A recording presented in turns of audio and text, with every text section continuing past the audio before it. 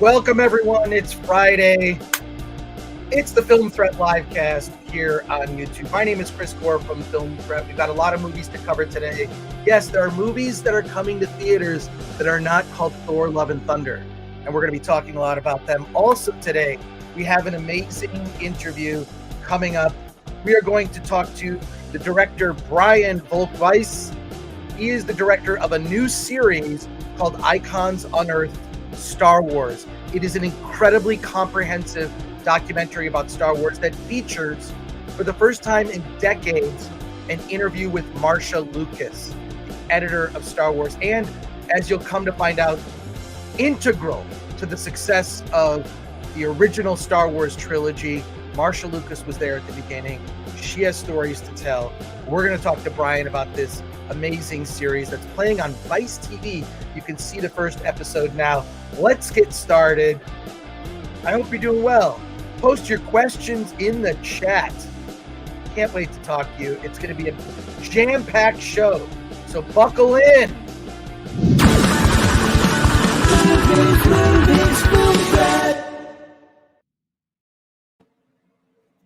Hope you're having a great Friday. I'm having a good Friday. We've got some other movies to talk about. That's right. We've been talking about Thor, Love, and Thunder to death. So I think it's time to move on. And to join me in this is Alan Ng, my partner in crime here. How's it going, Alan? Busy, and a lot of movies. Yeah, a lot of movies. Did you send out that tweet we talked about earlier? Yes, I just sent it out. It's bad, and it's out there in the internet. It's not bad. Stop it. Stop it. But we got a lot of movies to cover. We're going to launch right in, and I'll be doing plugs like in between things. I realize I maybe talk a little too much at the top of the show because I try to get that stuff out of the way so we can focus on the conversation. I'm going to sprinkle it in. So I'm changing it up. But as you know, we're Film Threat on everything. So follow us, like, share, subscribe. Let's get right into it with our first review. And I want to kick off this review, Where the Crawdads Sing, by sharing something with you. I need to share something with you. It's very important. Because as I'm scrolling through on Instagram, as one does, on your morning, I ran across this on my pal Al, which my pal Al, it's not my pal. Alan Ng is my pal Al on Twitter. Alan is Film Threat Alan on Instagram. Give him a follow. Alan, this was your face before you were about to see Where the Crawdads Sing, and your comment is, I'm seeing because it's my job, no other reason. Dude, what is going on here? Yeah, I mean, quite frankly, I would not have seen this movie if it weren't for our lovely viewers here on the Film Threat livecast, and I did it. I saw the movie. And I will say this: I was in a movie theater full of women. I was literally the only man in the theater. Well, okay. Well, there needs to be a documentary that says "What is a Man" for us to even figure that out. I think that'll be coming down the road someday. But then you followed up on your post, and you said, "I feel bad. The movie was Where the Crawdads Sing, and it was pretty good." So that's. Yeah. So you changed your mind, and I respect that. That's fine. I did. So let's talk about the film. Why don't you tell me about your experience seeing Where the Crawdads Sing? Yeah, I mean, this is it's if Star Wars was made for 10-year-old boys, this movie was made for women. And it's okay. I think movies are fine that are made for specific audiences, and we should celebrate that and we should encourage that. That said, I really did have a good time at this movie, and I think part of it was the fact that it was just a straightforward story. There was no other than the story itself, there was no woke agenda that needed to be forced into this film. And it was just kind of refreshing just to see kind of an old-fashioned film. It's about a girl who is abused in an abusive family. All of her mothers, her siblings, they all leave her father, who's played by... Did you say... Wait, can I interrupt you for a second? Did you say mothers? Mother, sorry. Mother. Your mother. Yeah. Okay. Yeah. So it's a girl, the Marsh girl. She's in an abusive family. The mother and her siblings all leave the alcoholic, abusive father, played by the Garrett Dillahunt, who cannot get a role as a nice guy ever. And so when he leaves, she's forced to raise herself at the age of like 10 to adulthood. And she gets caught up in this murder of a guy who, kind of a Me Too element there. And it's, I had a good time. I think partly is because I'm so tired of this kind of woke agenda being introduced and injected into films that maybe it made me feel better about it. It's also a story about a resilient woman who survives tragic circumstances, and in a way that women would do that, not a woman needing to be a man in order to survive, but she takes the advice of her father to survive, and that's what she does. And I was engaged. I liked it. I don't think I'd go see this again, but if it was playing on the television, I might just leave it on. But I think it's a very solid film. Yeah, Alan, I agree with you. I was reluctant to see it just because of the title. There's a couple things. The title, Where the Crawdads Sing. What does that even mean? Well, what's funny is Penn Jillette has a thing where he would go to movies with a group of people, and whenever the title of the movie is actually spoken aloud in the movie, they scream really loud. That was like one of the rules they had. They had like certain things that they would do. And Where the Crawdads Sing, that phrase is used twice in the film. Yeah. And I kind of cringed when I heard it, but the story really, I mean, it starts off with this, she's in this, family that is very toxic, environment. They're all the siblings leave and the mom leaves.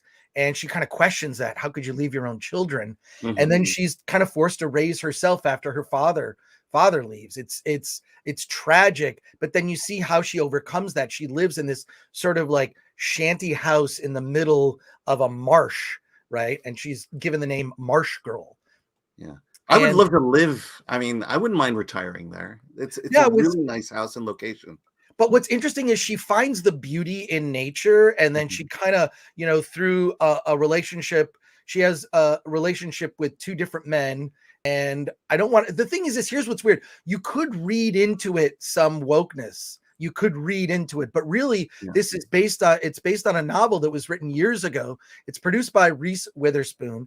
And like you, I didn't find it, but I think if you're looking for it, you'll notice it. And I saw a podcast recently with Drew Hernandez. I don't know if you know who Drew Hernandez is.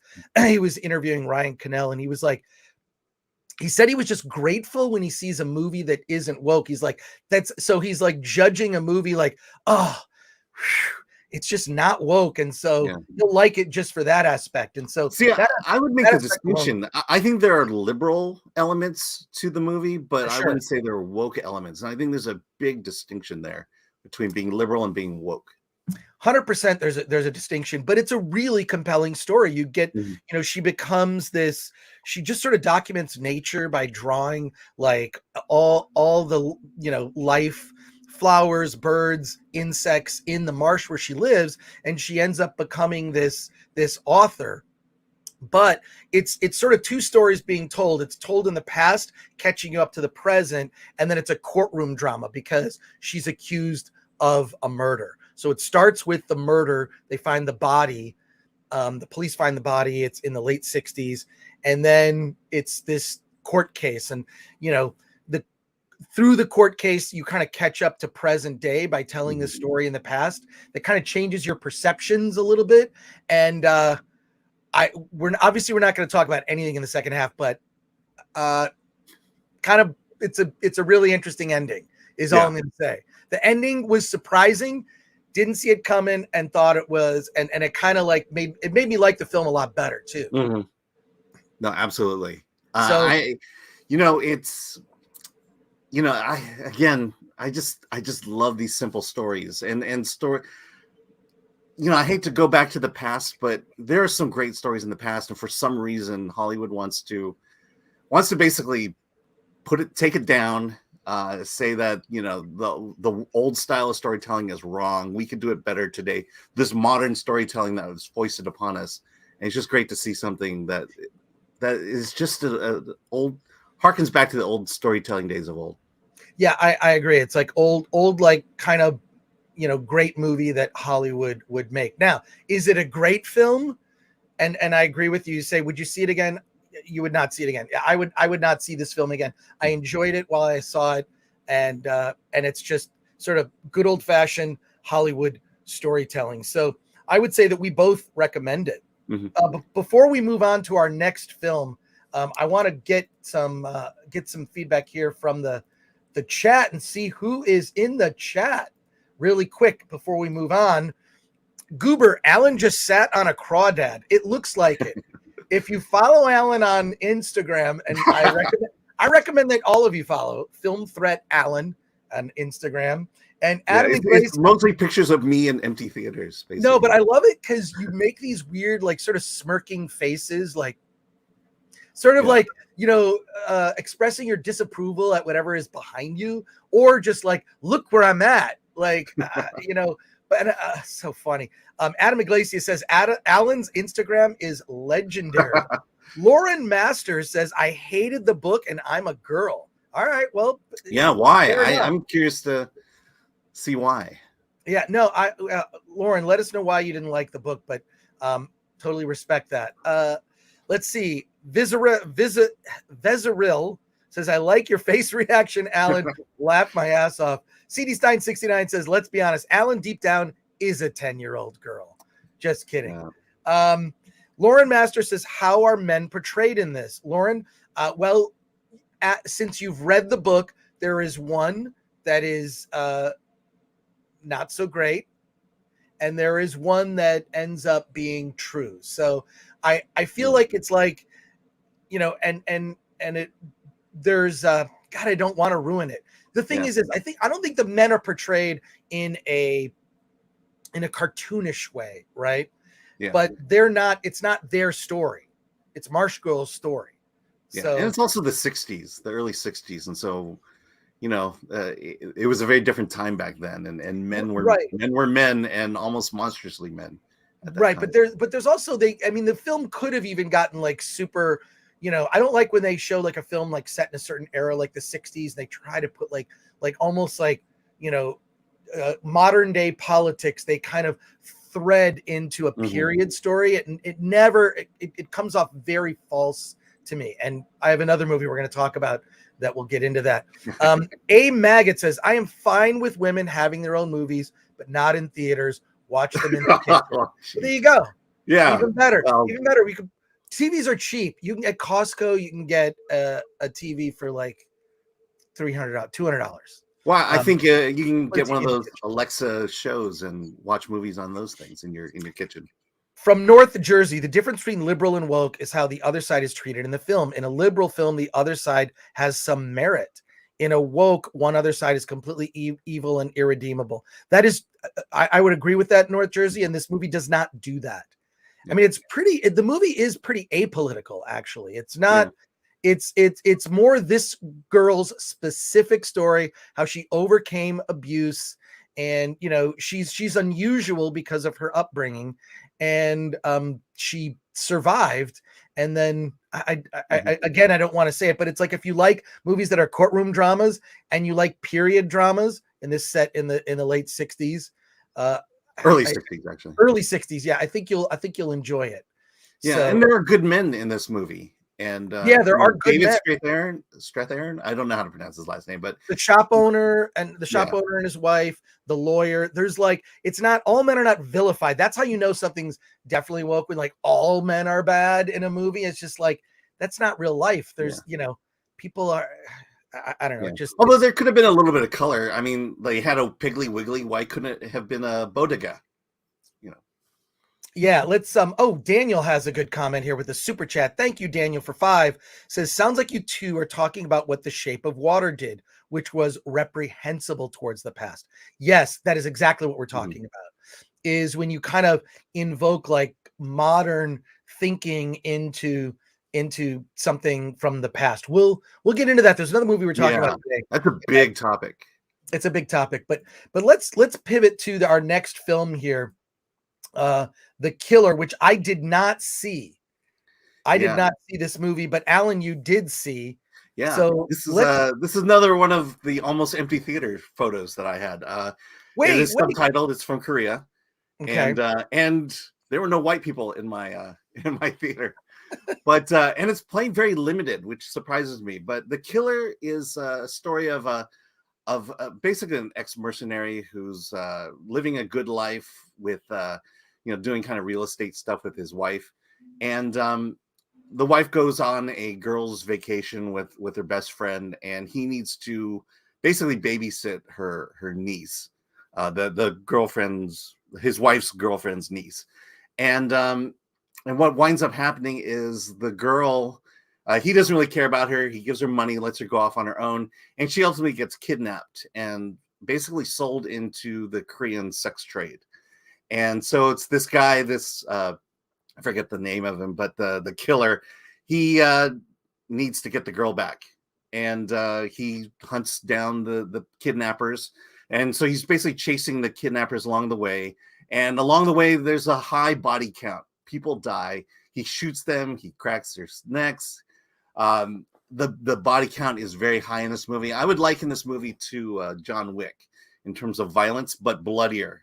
So it's a lot more gory, and it's a very straightforward action film. It's it essentially takes the trope of we're going to do a little bit of killing up front, and then we're going to ratchet up that killing along the way. We're going to find inventive ways to have fight scenes, and then at the very end, there's going to be this big boss battle. And of course, because this is an Asian film, the big boss has blonde hair, and so all the tropes are there, but if you want straightforward action, if you want violent, bloody, gory action, this is the movie to see. Lots of martial arts, lots of gunplay.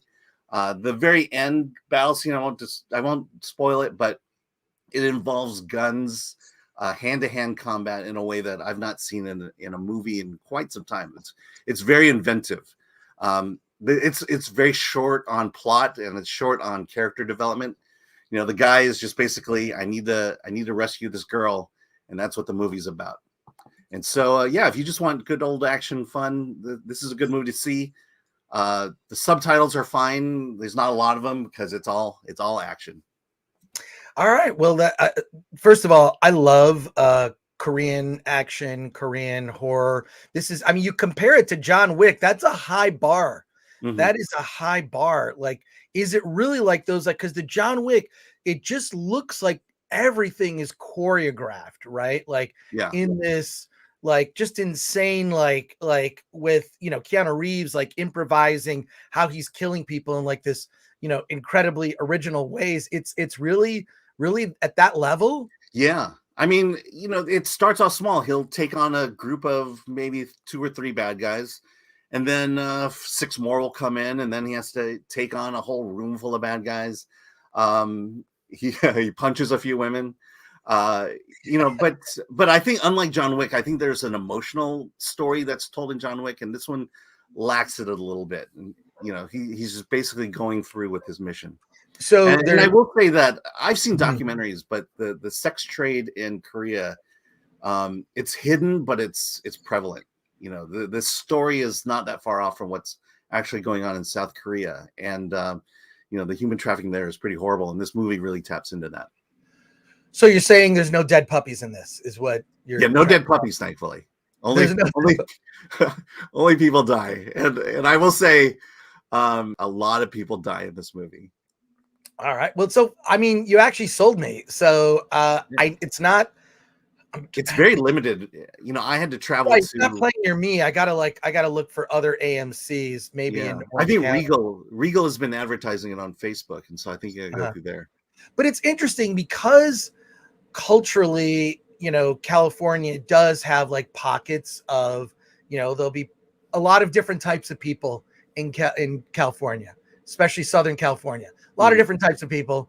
And so certain movies will play regionally and they do very well. I mean, they're not opening on like 500 screens, but we're opening on like 50 or 100 screens. Yeah. And I find that really interesting. It's just it's a really good opportunity for when you're like, okay, the big Marvel movies dominating, it's in you go to like a 16 and it's playing in half the theaters. It's kind of annoying. It's nice to have some other choices. So thanks for putting this on my radar.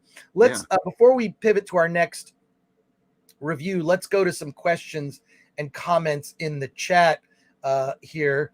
So let's go here to the chat. Say hi to some people. I see a lot of our regulars. Solomon Thornton says, I love South Korean films. Very creative and no wokeness. Yeah, that's actually what's interesting is this might, you know, the fact that so many people have just noticed and just become tired of Hollywood films pushing an agenda. This is a huge opportunity for foreign films. I know I haven't brought up RRR yet, but for those of you keeping track with a bingo card, we're actually making Flaccid Phoenix is here, our producer, moderator. Shout out to Flaccid Phoenix. Subscribe to his channel. He's going to be, we're starting the whole community thing where we're going to be doing members only content. So I'm plugging it now. You can join the Film Threat YouTube channel as a member where you will get content only seen by members. And I'll say this, if you like Alan's face on his Instagram, there are going to be pictures of Alan that he would be too embarrassed to put on his Instagram that are going to go to the members of the Film Threat YouTube channel. But I think money well spent, I will say. But there is an actual, okay, so RRR is on the bingo card. I bring that up. So many of these foreign films have been completely unaffected. This is a Western. This is this is something that only affects movies from the West, right? It is American films in particular that are pushing, as Critical Drinker points out, the message. Yeah. There's always a message. It's always very like obvious what it is. You can kind of see it coming from a mile away. I think this is an opportunity to broaden your horizons as a film goer or a film lover and just see movies outside of that realm. And you mentioned also that, I think it's interesting you mentioned, Alan, that there's not a lot of subtitles in this movie because there's not a lot of dialogue. Yeah. That's good, I guess. I know. It makes it easy to watch. The other thing I'll mention is, you know, it talks about no wokeness. I mean, if you want to get a good perspective of wokeness and race relations in America, talk to someone who's not from America. Talk to someone overseas in another country, and they'll give you a perspective on what they think of America at this point. And it's eye-opening. And essentially, we're crazy. You know, the things we say about each other, the way we push race issues and LGBT and gender issues, the rest of the world just marvels at just how America is about to basically implode on itself. Well, I mean, I'll say this, like it's you know, and this is what, and because I know Alan and I have had a lot of discussions like outside of movies, and one of the things I know, Alan will watch news about America from outside America because it's less hyperbolic and it's less, and you actually get more of a real perspective of what's happening in America from news from other countries talking about America, which is better than the news in America. And I'll say this just from, you know, all the big major, you know, television news outlets, I don't watch any of them now unless it's something that's breaking, you know. I can't watch them. I find them just cringe inducing because I find I see kind of what they're pushing. So it's really interesting. And here we go. Jamie says, The Message. Trademark. Someone, maybe we should do, well, no, I can't do that. It's Critical Drinkers thing. I'd love to do a t-shirt. You know, we do these Film Thread t-shirts. I'm wearing this one appropriately. The Indies Strike Back in the style of the Empire Strikes Back logo. You've got a t-shirt on. Alan says Film Thread, the 13th. So if you go to shop.filmthread, you can get, I'd love to do, I couldn't do that. That's a phrase that Critical Drinker made, but I'd love to have a shirt that just says The Message. I'll buy it from him if he made it. OBGYN Kenobi says terrible wokeness. CD Stein 69 says watched #alive from your suggestion Wednesday and really liked it. Had a great old school zombie movie feel. CD Stein 69, thank you for that. We don't look, I take seriously my recommendations, but I do try to put forth what my biases are, the things I like personally, things I don't like. So gauge yourself when it comes to that. From North Jersey, it isn't America pushing this crap, Alan. The American media companies are pushing this message crap. The message has always been in entertainment. They just used to hide it better. That's true. Yeah. There's definitely, but it wasn't done in a way where it made you bad for thinking a certain way. Messages have always been woven into anything, right? It's into in particular movies. They're there, but they don't lead you to a conclusion that you must accept. It's not like, I think when it's done a certain way, it's like you're bad if you don't think this way. And what a lot of movies do is here's a question to ask yourself. You come to your own conclusion. That is the difference today. I think older Hollywood films, and in particular this movie, When the Crawdads Sing, you come to your own conclusion about how to feel about that. How you feel is personal to you. How you think is personal to you. You make that choice. What movies that I recognize as being woke is they're telling you how to think, and not giving you any room to think for yourself. And that's where I take issue. Let's keep going through these comments here before we pivot to our next review. Shang Hu says, how does it compare to the 1989 The Killer with Chow Yun-fat? Someone else brought up John Woo's The Killer. How does it compare? Yeah, I mean, they're different. The titles are obviously the only connection. I always associate Chow Yun-fat with more of the martial arts. There's certainly an element of this here, but there's a lot of gunplay. And in fact, there's a point where he goes out and needs to buy a sniper rifle. And so there's, it blends the martial arts, balances it with martial arts and the gunplay. And like I said, the very end, there's a hand-to-hand combat fight using guns that I felt was inventive. I don't know how realistic it was, but it was a beauty to watch. And I think that's what these films become. John Wick was a beauty to watch in all its violent, gory ways. And this movie is the same way. Another comment here from Daniel. The way to take down corrupt Hollywood is to have foreign movie markets do what manga did to comics, what Honda did to GMC and Ford. Daniel, that is a really great comparison, because manga is blowing up in the world of comics, right? People are just like, they don't want to see their superheroes gender and race swapped for no reason other than comic sales, or characters that have been around forever just suddenly come out as being gay, or it's just, I would say, create an original character. I mean, we talked about the Rippaverse earlier this week.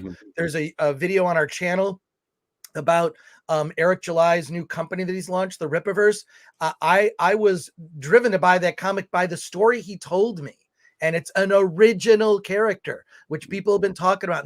And Eric July has been preaching a lot of his ideas and concepts for years, and he's just woven it all into his new company. And yeah, you're right, Daniel. It's just, look, this is why movies like RRR are on, like, every serious critic has RRR on their top, sort of growing.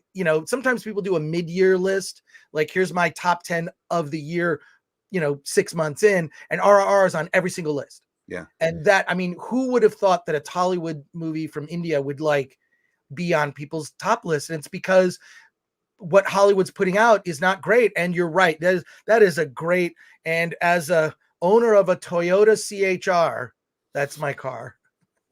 Yeah, I hear you. I was always like I got to get an American car. And finally I just broke, and I just all right. Yeah. I got a Toyota. They're very reliable. So yeah, look at Netflix. Netflix has been buying up foreign projects like crazy, And I think it's a brilliant move. For the main reason is because foreign television shows and movies don't have American wokeness infected into it or injected into it. And it's a relief not to see it in a movie or a television show. It's an American phenomenon for sure. Jamin D for 20. Thank you for that. Lead actor is Jang Hyuk. Yes. His must-watch shows are The Voice and Tell Me What You Saw if you like psychological thrillers. I have found Japanese drama and K-drama, Korean drama, has one of the best thriller shows. Yeah, like it's funny once you start to. It's funny because I have Netflix and my girlfriend has Netflix, and they recommend different things to us based on our viewing habits. So when I watch my Netflix, I get your stuff, and then I go and I see her Netflix, and totally different things are being recommended. Korean dramas all over it. A lot of but it's fine. Like it's like, oh, and then I discover them and I start watching them. So, but it's once you, and same thing if you watch Bahubali, which is the film that SS Rajamouli made before RRR. It's actually on Netflix now. In addition, RRR's on Netflix. But once you start, you're like, oh my God, I can't believe all these amazing and they don't really tout themselves as like Netflix foreign films. I mean, they're pushing this movie called The Gray Man with Ryan Gosling, which my friend Eric Weber saw the movie and said it was awful. It's directed by the Russo brothers. It's $200 million. Should have been one of those. And he said it is just absolutely terrible. Comes out in a couple weeks on Netflix. Yeah. It's not even going to the theaters. Not even going to the theater. Insane. But thank you, Jamin D, and thank you for the support of the channel here. Joey R 75 for 10 says, when are we getting a stream with you and Robert Meyer Burnett talking old geek fandom? That is going to happen someday. I don't know. Rob has a full-time job working for the John Campea show. He does his own side YouTube channel as well, the Post Geek Singularity. He changed the name of his channel. The Post Geek Singularity rolls off the tongue, not my tongue, but it rolls off the tongue. Love Rob. I have known Rob since the 90s. We worked together at a magazine, a print magazine. Magazines, for those that don't know, they're like the internet, but on really thin slices of wood. So, yeah, there you go. Wait, someone, there you go. But yeah, so we worked together on that. Oh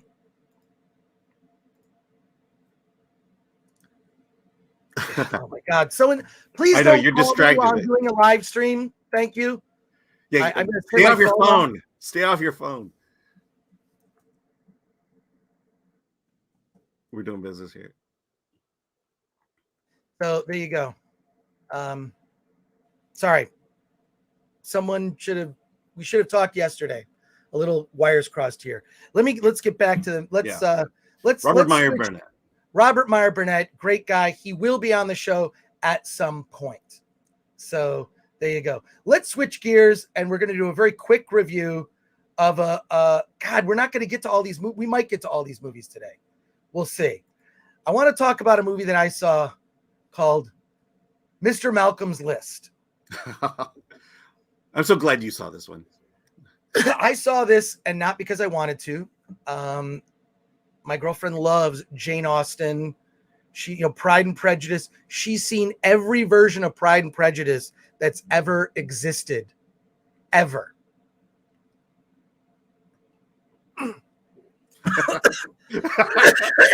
Perfect timing. Great. On that. Yes, this was one movie I did not want to see at all. Yeah, so I saw the film, and I saw this film, and it is a drama. It's about this gentleman. He happens to be a black gentleman in England. He is not quite royalty, but like semi-royalty because he's rich. He is suiting. He's pursuing different women, and his love life is very public. And he goes on one date with a girl, and then isn't interested.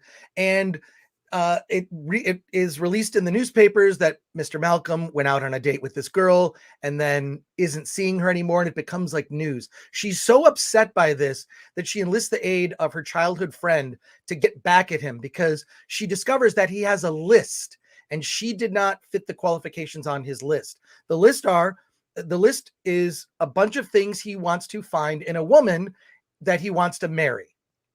Right? As I'm telling you this, it sounds like a fairy tale. It's a very simple story. So he has this list, and their plan they come up with is that she is going to pursue him. She is going to be based on his list, because they found out what's on the list.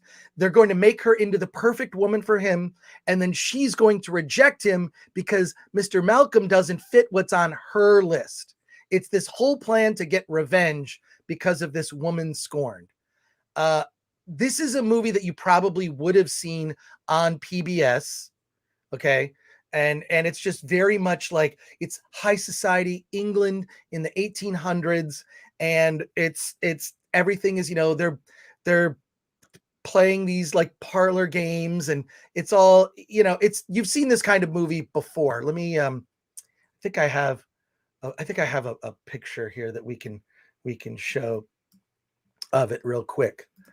So I'll share screen here. But here's what's weird about this. Here's what's weird. I'm going to share this for you really quickly. My apologies. I should have had this set up. So here's the cast, and what you're looking at the cast, these are all different couples from it. And you can already tell what the movie is going to be before you even go to see it. It's just very much like lovers and this and letters. Everything is very dramatic. So it's very melodramatic. And, this is set in England. Now, I'm not aware. I'm just asking the question. Was England at the time this racially diverse? I don't know, but it took me out of the movie thinking to myself, is this how it was in England? Were people like more integrated and less so? It was less so that in the United States. I don't know, but it kind of took me out of the movie in the sense that like I just wasn't sure. So the story is fine, and I get the idea. This is sort of like Hamilton, right? Like we're going to rewrite history and kind of recast, people in different roles they wouldn't necessarily be in, which is fine for a story. The story itself was totally fine and innocuous. It just took me out of it a little bit because I thought, like, I don't know history of England from that era, and I'm not quite sure if this was historically accurate. Yeah. I also don't think that the filmmakers cared either. I don't think they cared whether it was historically accurate. They're just trying to tell a story in a different way, and sort of it was. Yeah. Although I'll say this. Oh God, I shouldn't say, but there's just some characters that you're like, they kind of like, I feel like they just pushed it a little too far in a couple of instances. This is not a movie for me. It's not a movie for me. If you like this kind of period drama that involves romance and revenge and, sort of high society hijinks, mm-hmm. then this film is for you. Yeah, I mean, regarding the race swapping, so to speak, I have generally two criteria. One is, does it feel organic? And two, if it doesn't, does the actor deserve this role? And so I suppose that's the question I have for you. Did it feel organic? And was the actor at least good at the role? Yes. No, the actors were really good. Sorry, I have to. I got to tell someone. Don't they know we're doing a live stream? Yeah. Yeah, I mean, it's like, this is the problem I have with the current live remakes of Disney. It's, they're just injecting this diversity into it where it just doesn't feel organic, and I always feel like it's not done to virtue signal, but it's kind of a backhanded slap to Walt Disney, who they feel like they need to correct everything he had done. Right. Anyway. The racially insensitive Walt Disney. And in this one, I never, there seems to be a light tone to this. And I never really felt like Jane Austen had kind of this silly light tone to it either. No, I think Jane, I mean, I've seen like Pride and Prejudice stuff, and I'm like, okay, I get sucked in, I get it. And it's also like of the era, it's very authentic to that era because they were written like in that era, right? Like so they were authentic to the time. But this is it's just a movie not for me. Your mileage may vary. It is in theaters. It's in theaters, but I believe it's coming out on video on demand next week. So if this is something that might interest you, I think the story is perfectly fine. And I just think it's important to talk about a film like this that is kind of rolling the dice and taking the risk. It didn't seem to overtly virtue signal, is what I'll say. All they did was say, we're going to take a classic kind of story that you've seen a million times before. We're just going to mix it up. And there you go. A couple of the actors I think didn't work really. I think Theo James is actually one of the best actors in this. And I thought the lead actor, the actor who played Mr. Malcolm, was okay. He should have been much better for the way his character was built up. I mean, he's at least the title character, not necessarily the central character, but central to the story. He's not the protagonist. I wouldn't say he's the protagonist. It's the women of the story. But there you go. Mr. Malcolm's List. Now let's pivot to a different movie, The Forgiven, that Alan and I saw. Alan and I both saw this, and I got to tell you, there was only one screening that I could see this at, and it was 9:30 in the morning. Oh my God! The only screening every day, 9:30, and let's just say there's a reason, because my theater was full of senior citizens who really wanted to see this movie. Well, that kind of tells you. We'll get to some comments after we talk about this film. And then at 10 a.m., we have a special guest joining us, the director of Icons Unearthed. So there you go. Let's get into it. The Forgiven. Alan, what's the story of The Forgiven? And you should check out the trailer for this movie. It stars Ray Fiennes and Jessica Chastain. You know what? I'll just tell the story real quick so we can get into the fun aspect. It's Ray Fiennes, Jessica Chastain. They are a married couple that is bickering. They don't seem to like each other very much. They're very wealthy, and they're somewhere in the Middle East going to a party put on by a character played by Matt Smith, who's very gay in this. He's very overtly gay. He and his, I don't know, husband, lover, whatever, very gay, getting other rich people together for a posh party in the middle of the desert in the Middle East, surrounded by dangerous like terrorists and this and whatever. And it's sort of in the middle of, it's weird, all this opulence, and it's the midst. Now, there is a tribe within this desert that collects and makes money from fossils, and they sell them to tourists, right? They dig them up and will sell them for a small amount of money. That small amount of money is like, 6 months pay to them. Okay. So what ends up happening is Ray Fiennes, he's been drinking a lot as he's on his way to this party, and he just driving through the desert and hits somebody who comes out on the road to sell them the fossils and kills that person.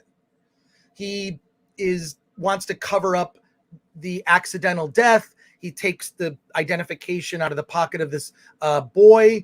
He's like in his early 20s, and buries it and throws the body in the car, drives to the party with the dead body. And then is like, okay, well, what do I do? What do I do? Well, it was an accident. You're fine. We'll talk to the authorities. They'll clear it up. Well, then what ends up happening is the father of the boy that was killed comes to Ray Fiennes and says, you're going to come with me.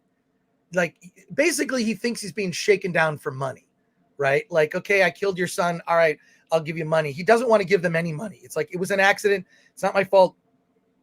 He popped in the middle of the road, and then it's not my fault. It's not my fault.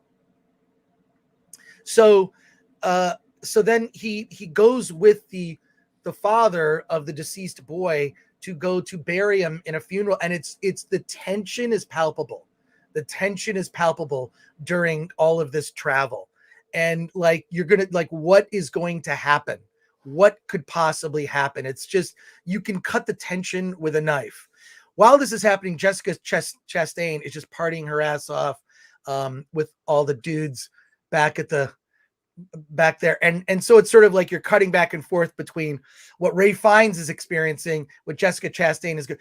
It feels like the actors in this movie didn't care about this movie. They were all like, fuck it, I'm just going to be in a different movie. You know what it was? They were all promised a trip to Morocco. Yeah, they were all, yeah, exactly. So I don't know what you thought. I'll say this. I saw this in a theater. It was the last screening of it before it left. I think it's on video on demand now. The Forgiven. Or you can watch it at 9:30 in the morning in Orange County. Did I say The Forgotten earlier? Oh my God. I'm not sure. It's The Forgiven. Oh I'm sorry, folks. I'm only on one cup of coffee. Woke up late today. So it's just, here's the thing. So much of what's happening in the movie is deadly serious, but you're laughing because it's so ridiculous. It's just, now I kind of, at the end, was just like, okay, that wasn't as bad as the trailer. The trailer looks awful, right? It wasn't as bad as the trailer makes it out to be. At the same time, there are instances that are supposed to be taken deadly seriously that I laughed out loud about how ridiculous they were. In particular, what was happening with Jessica Chastain's character, which I was surprised. There's like the sex scene with her where she is just going for it. I kind of feel like she's going for it. She's wearing like these boots, these sexy boots, and having like an affair with this dude. And you're like, oh my God, like it reminded me of like one of those Skinamax movies.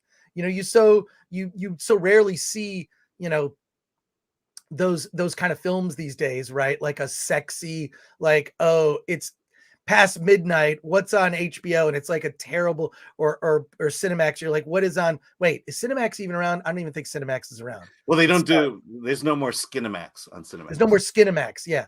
But yeah, no, it reminded me of like, oh God, this is a scene right out of an old Skinamax thing. But it was cheesy. I can't recommend this movie unless you want to see, you specifically want to see a movie that is not good, which can be fun. It can be fun.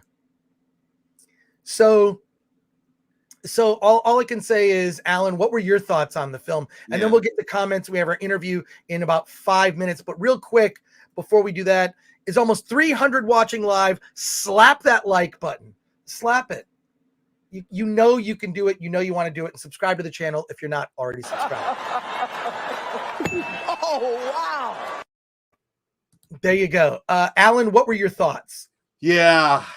You know, part of me going through this was, how in the hell did this movie get made? You know, what was it that made investors want to put money into this? And I really feel like that they got all these high-powered actors because it was a trip to Morocco.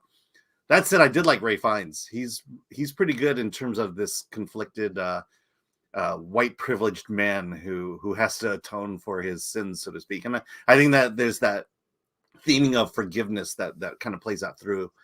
But yeah, you know, it was such a mediocre movie, and the only good thing about it is you had high-powered actors delivering okay dialogue, and you know, that's interesting, but you know, it's instantly forgettable. You know, I appreciate where it was going, but you know, and I think it wanted to hit on themes of forgiveness, but it just kind of is such a downer. It's one of these movies where you hope that it gets hopeful at the end, but it basically is a commentary on the human condition, and especially the fact that this is very much a colonizer movie where the white people come into Morocco, take over these precious landmarks and historical artifacts of the Moroccans. They're living in a mansion while the other main character lives in basically a hole dug in the ground. And, you know, and it just really sets up, you know, white people bad, everyone else good. And, you know, we've seen this a lot, and this is not that remarkable of a movie. I would agree with you, Alan, but it's one of those things that's kind of fun if I see, I like a good bad movie, and I would not have seen this unless my friend Eric Weber was just like, we got to see it. It's the last day it's playing in theaters. It's going to be gone. Let's just all go. It was like a Wednesday night. I'm like, all right, fine, I'll go. And we just sat there and kind of made fun of it while we were watching it. So here we go here. Toxic Waltz N8. Good to have you back. Last thing I saw in the theaters was The Black Phone. And I hear we're due for slim pickings for the remainder of the summer. That's right. Actually, the last two movies, or excuse me, the last two big tentpole movies are going to be Nope, which I'm seeing on Tuesday. So we'll talk about Nope next week. And then it's Bullet Train in August, and that's it. So having said that, we're going to be talking about other movies that are opening in theaters, indie films and whatnot. So we will keep you up to date with like new films opening in theaters and indie films that are worth watching. Mm-hmm. So definitely like watch us for that. But also we're going to be, we have our big trial coming up. So keep watching the Film Threat YouTube channel. We have our trial Critics Court. And I don't want to say too much about it, but we have been mapping it out and planning it out. And I'm very excited that we're going to be pivoting to that right after Comic-Con. We're going to start the show in August. So maybe slim pickings at the theater, but not on the Film Threat YouTube channel. So there you go. Daniel says, if 200 slap the like, then maybe we can get an Alan slapping his naked chest clip. You know what? Just because. No, we need to hit. Very kind. I'm going to do that anyway.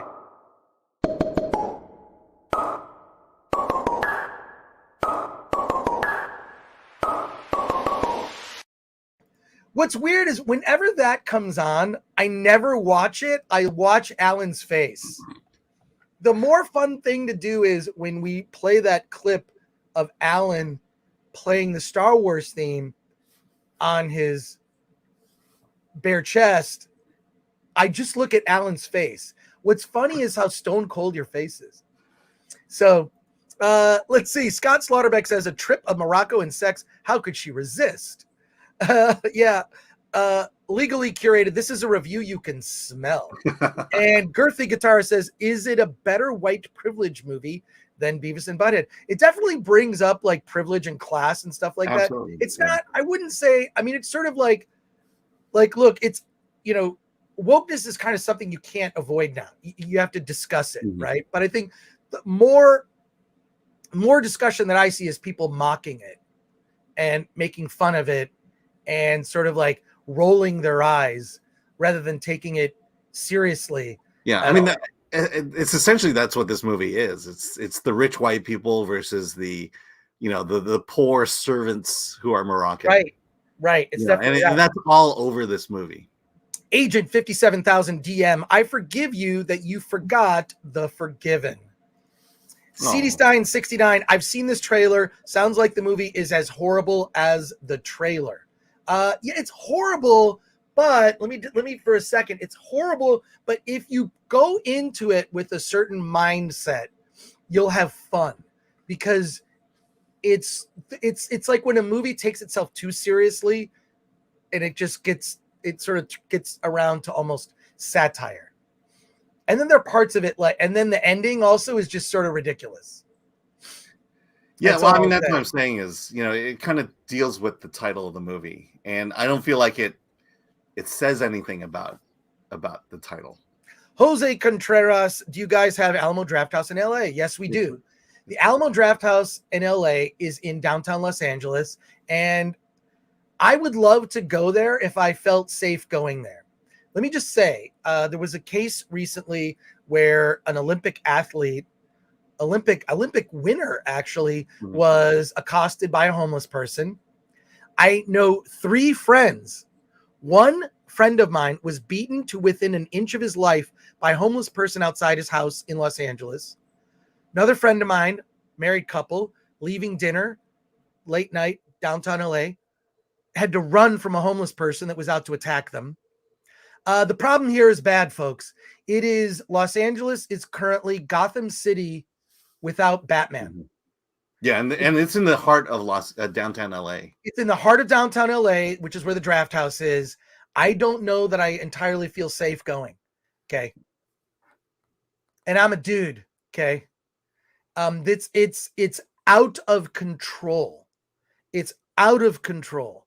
And it's really disheartening to see a city that I fell in love with, Los Angeles, descend into such just disarray and disrepair. I mean, like, the dam's got to break. I mean, people have to wake up. This is not a way that anyone should live. It's effectively open air drug markets, and it looks like something out of a dystopian, I don't know, from the movie They Live, or from, I'm thinking, what was that movie with Ray Fiennes? Is it Stranger Days? Yeah, I think so. Yeah. Strange Days, that portrays a Los Angeles of the future, but it's actually the late 90s, and it's very authoritarian, and it's just like garbage everywhere. Yeah. Could you look that up, Flaccid Phoenix or Alan? It's thinking the movie is Strange Days. And I actually at the time remember quite liking that movie. It was just a bizarre science. So he's a dealer that deals in memories. Yeah, so, it is Strange Days. It's Strange Days. The drug. It's Los Angeles in 1999. So yeah, it's 4 years in the future when it was. Okay, made. It took 20 years, but we're there. The drug of choice are these drugs. It's actually an underappreciated sci-fi movie where, you know, the drug of choice are memories, and it's pretty awesome. We're gonna pivot here real quick. Oh, I will say we're in the Draft House. If you live near a Draft House, there's a documentary they're showing called This is Gore. It's a documentary about the band Gore. It is a great documentary, especially if you are into kind of that heavy metal, the monster type heavy metal. And if you're a fan of Gore, it goes right into its history. Well, Alan, surprise for you, we are bringing on the producer and the director of that Gore documentary sometime in August. I believe the doc is going to be on Shudder at some point, but yeah, we're going to be talking to the filmmakers behind the Gore documentary. Look, I know that the summer movie season and the next quarter of the year seems very slim pickings for movies. We got you covered. We got you covered. There's a lot of other things worth watching, including, before I bring the director of this incredible series on, Icons Unearthed Star Wars is made by the Nacelle Company. You may or may not know what the Nacelle Company is, but I know what nacelles are. Nacelles on the Starship Enterprise are the engines. And I thought it was so brilliant that the company is named after the nacelles on the Enterprise and all the Constitution class starships. In any case, this company has produced some of your favorite shows, whether you know it or not. It's The Toys That Made Us, which is a brilliant show. The Movies That Made Us.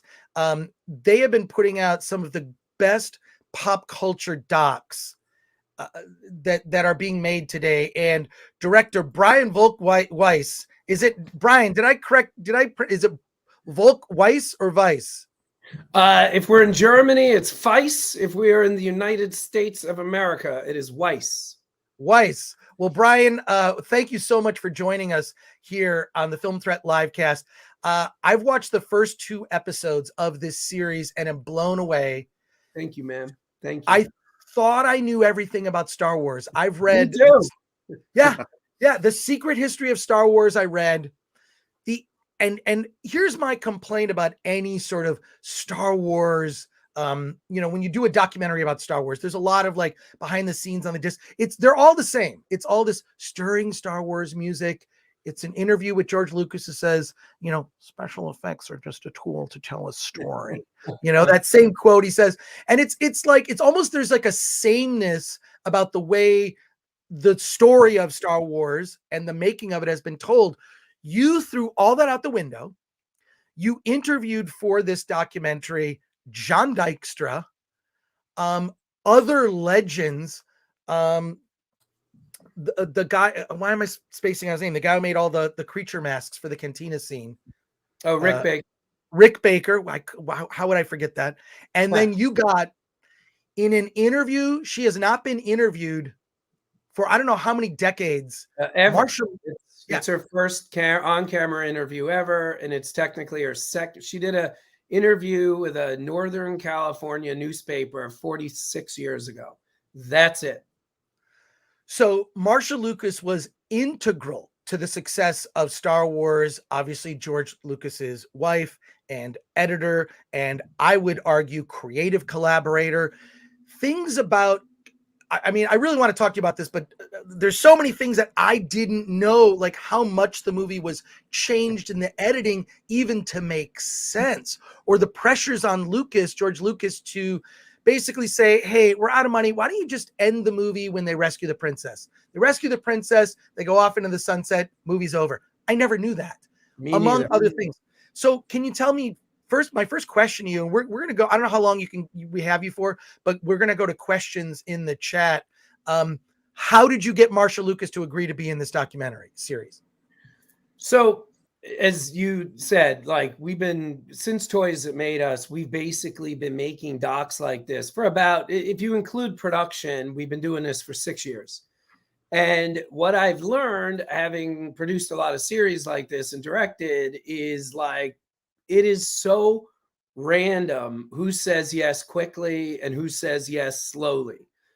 Sigourney Weaver, for the Movies That Made Us Aliens episode, got her like that, no problem. It took us about 6 months to get the second AD of A Nightmare Before Christmas to say yes. So, like, not Nightmare Before Christmas, sorry, Nightmare on Elm Street. So they were both nightmares. So it was the way it happened with Marcia, and this is actually much more common than you may think.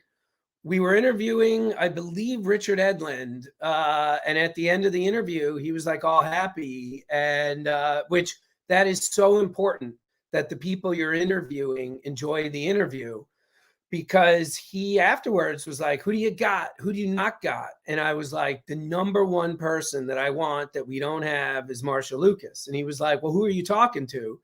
And I gave him the 2 names we had. And he was like, no. You got to talk to her agent. Or sorry, her assistant. So took about 2 weeks of back and forth. And one morning I woke up. I was scheduled to go to New York at 3 o'clock. And I woke up to an email where she had said yes. And she also said, I'm available tomorrow and for the next 9 days. And with someone like Marcia Lucas, you kind of pretend they don't say in the next 9 days. All I heard was tomorrow. I canceled my trip to New York. This was conservatively 30 meetings that had to be rescheduled and pushed back 6 weeks. And I flew to Hawaii at like 2 o'clock. And then interviewed her for like 6 hours the next day. It's an incredible interview. I could have just seen her being interviewed, unedited, just because I think it's so momentous. I think that I don't know that her contribution's ever been diminished, but I think it may have been forgotten. And what surprised me was how much she pushed back against George.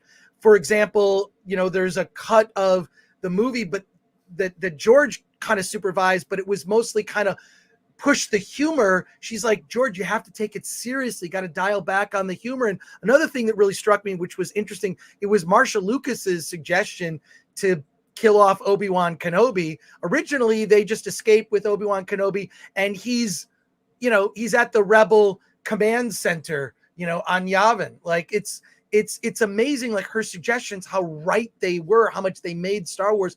In addition, Luke was originally supposed to make 2 runs down the Death Star trench. The first one using the computer, the second run not using the computer, with Obi-Wan Kenobi in the voice in his cockpit, like he was on Yavin, telling him, like, use the Force, But it's like so many critical choices. Even the moment when Han Solo says, woohoo, right? Like when he comes and kind of helps Luke, right? Like that moment, she said, if that moment works, the whole movie works.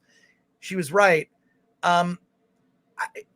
I can't even imagine like being in a room with her. I would probably freeze when it comes to questions to ask. But what I love about this series is it totally solidifies like her place in Star Wars history.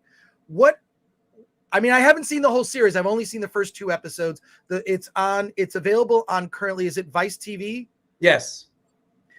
So it's on Vice TV. So just like however you have to see it on Vice TV, just see it. It's there. First episode is live now. Yeah, Correct. and then it plays every Tuesday. That's yeah. right. How many episodes are there? There's 6 episodes, and Okay. you said a lot of things that are really, really interesting. And one of the things, sadly, I do want to say to you is keep watching the show, because respectfully, if you feel like she was not diminished, let's talk about that after you finish episode 6. She was, in my opinion, based on what I've read and what she said, undeniably diminished. So I would start with that. But it's so funny you brought up the trench run. I remember watching Phantom Menace, having no idea what you just said about the trench run was the way it was. And I'm sitting there watching Phantom Menace, and I'm like, are we going to really watch him drive around 3 times? Like, I'm literally like sitting there in the theater being like, we saw that mountain. Like, why are we doing this 3 times? So, and I would actually be honest with you, like, I think part of the reason I only saw Phantom Menace once in the theater was because of stuff like that, where I'm like, I cannot sit there through a 3-lap pod race. And then you have the exact same thing going on with A New Hope, and you see Marcia's contribution in one situation and her not being around in the other situation. And forgetting about my own opinion, go on Amazon, go on IMDb, whatever, you will see A New Hope is much more favorably reviewed than Phantom Menace. And I really think you can make the argument her contribution gave a soul to Star Wars. And I, just so you know, I'm not one of these 46-year-olds that hates the prequels. I like most, not all of it, but for a 46-year-old, I think I have a better opinion of the prequels than most people. And I really do love Revenge of the Sith. But what she did was, like I said, she gave a soul to Star Wars. But to answer your other question, here's the best way I can explain to you what a 6-hour interview with Marcia Lucas was like. I get out of the interview. Like I said, it was 6 hours. I get in the car. Her house was about an hour away from where I was staying. I missed at least 7 or 8 phone calls during the interview. And I conservatively had between 250 and 350 emails that came in during those 6 hours. My personality, not to mention texts, by the way. So my personality, I want to get stuff done. I want to get stuff done. Any situation like that, I would be on my phone returning calls. If I had an iPad with me, I'd be doing emails and calls, like whatever.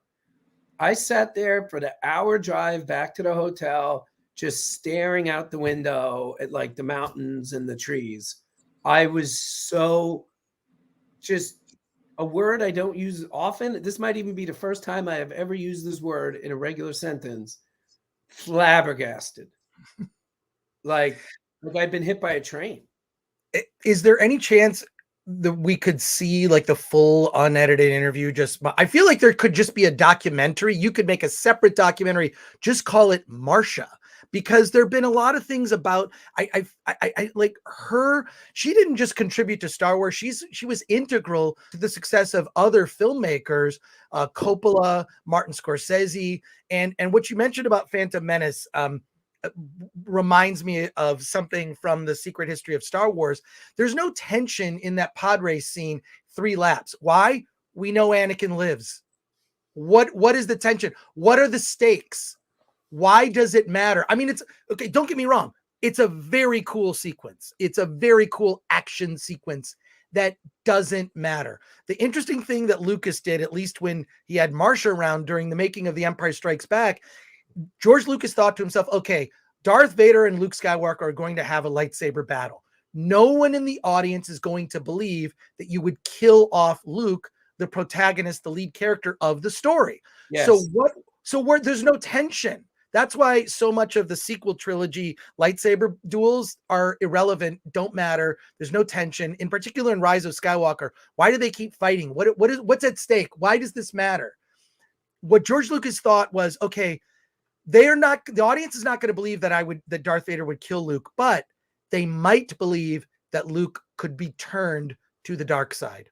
Yes. And that's what he made the duel about in Empire Strikes Back, was about Luke potentially turning to the dark side. That's what it was about. And so, sorry. No, go ahead, please. Yeah. So it's interesting. You're saying something leading up to a theory that I've had for about 10 years. Lucas figured out how to make the prequel era interesting. He figured out the solution to the problem, but he figured it out 10 years too late. Or I don't know the time. It could have been 5 years too late. There was one decision, which may not have been possible, but there was one thing he could have done that if it started at the beginning of Phantom Menace, I think those 3 movies would have made at least another $1 billion. And even though we didn't know who she was, imagine if Phantom Menace opens something connected to Ahsoka Tano.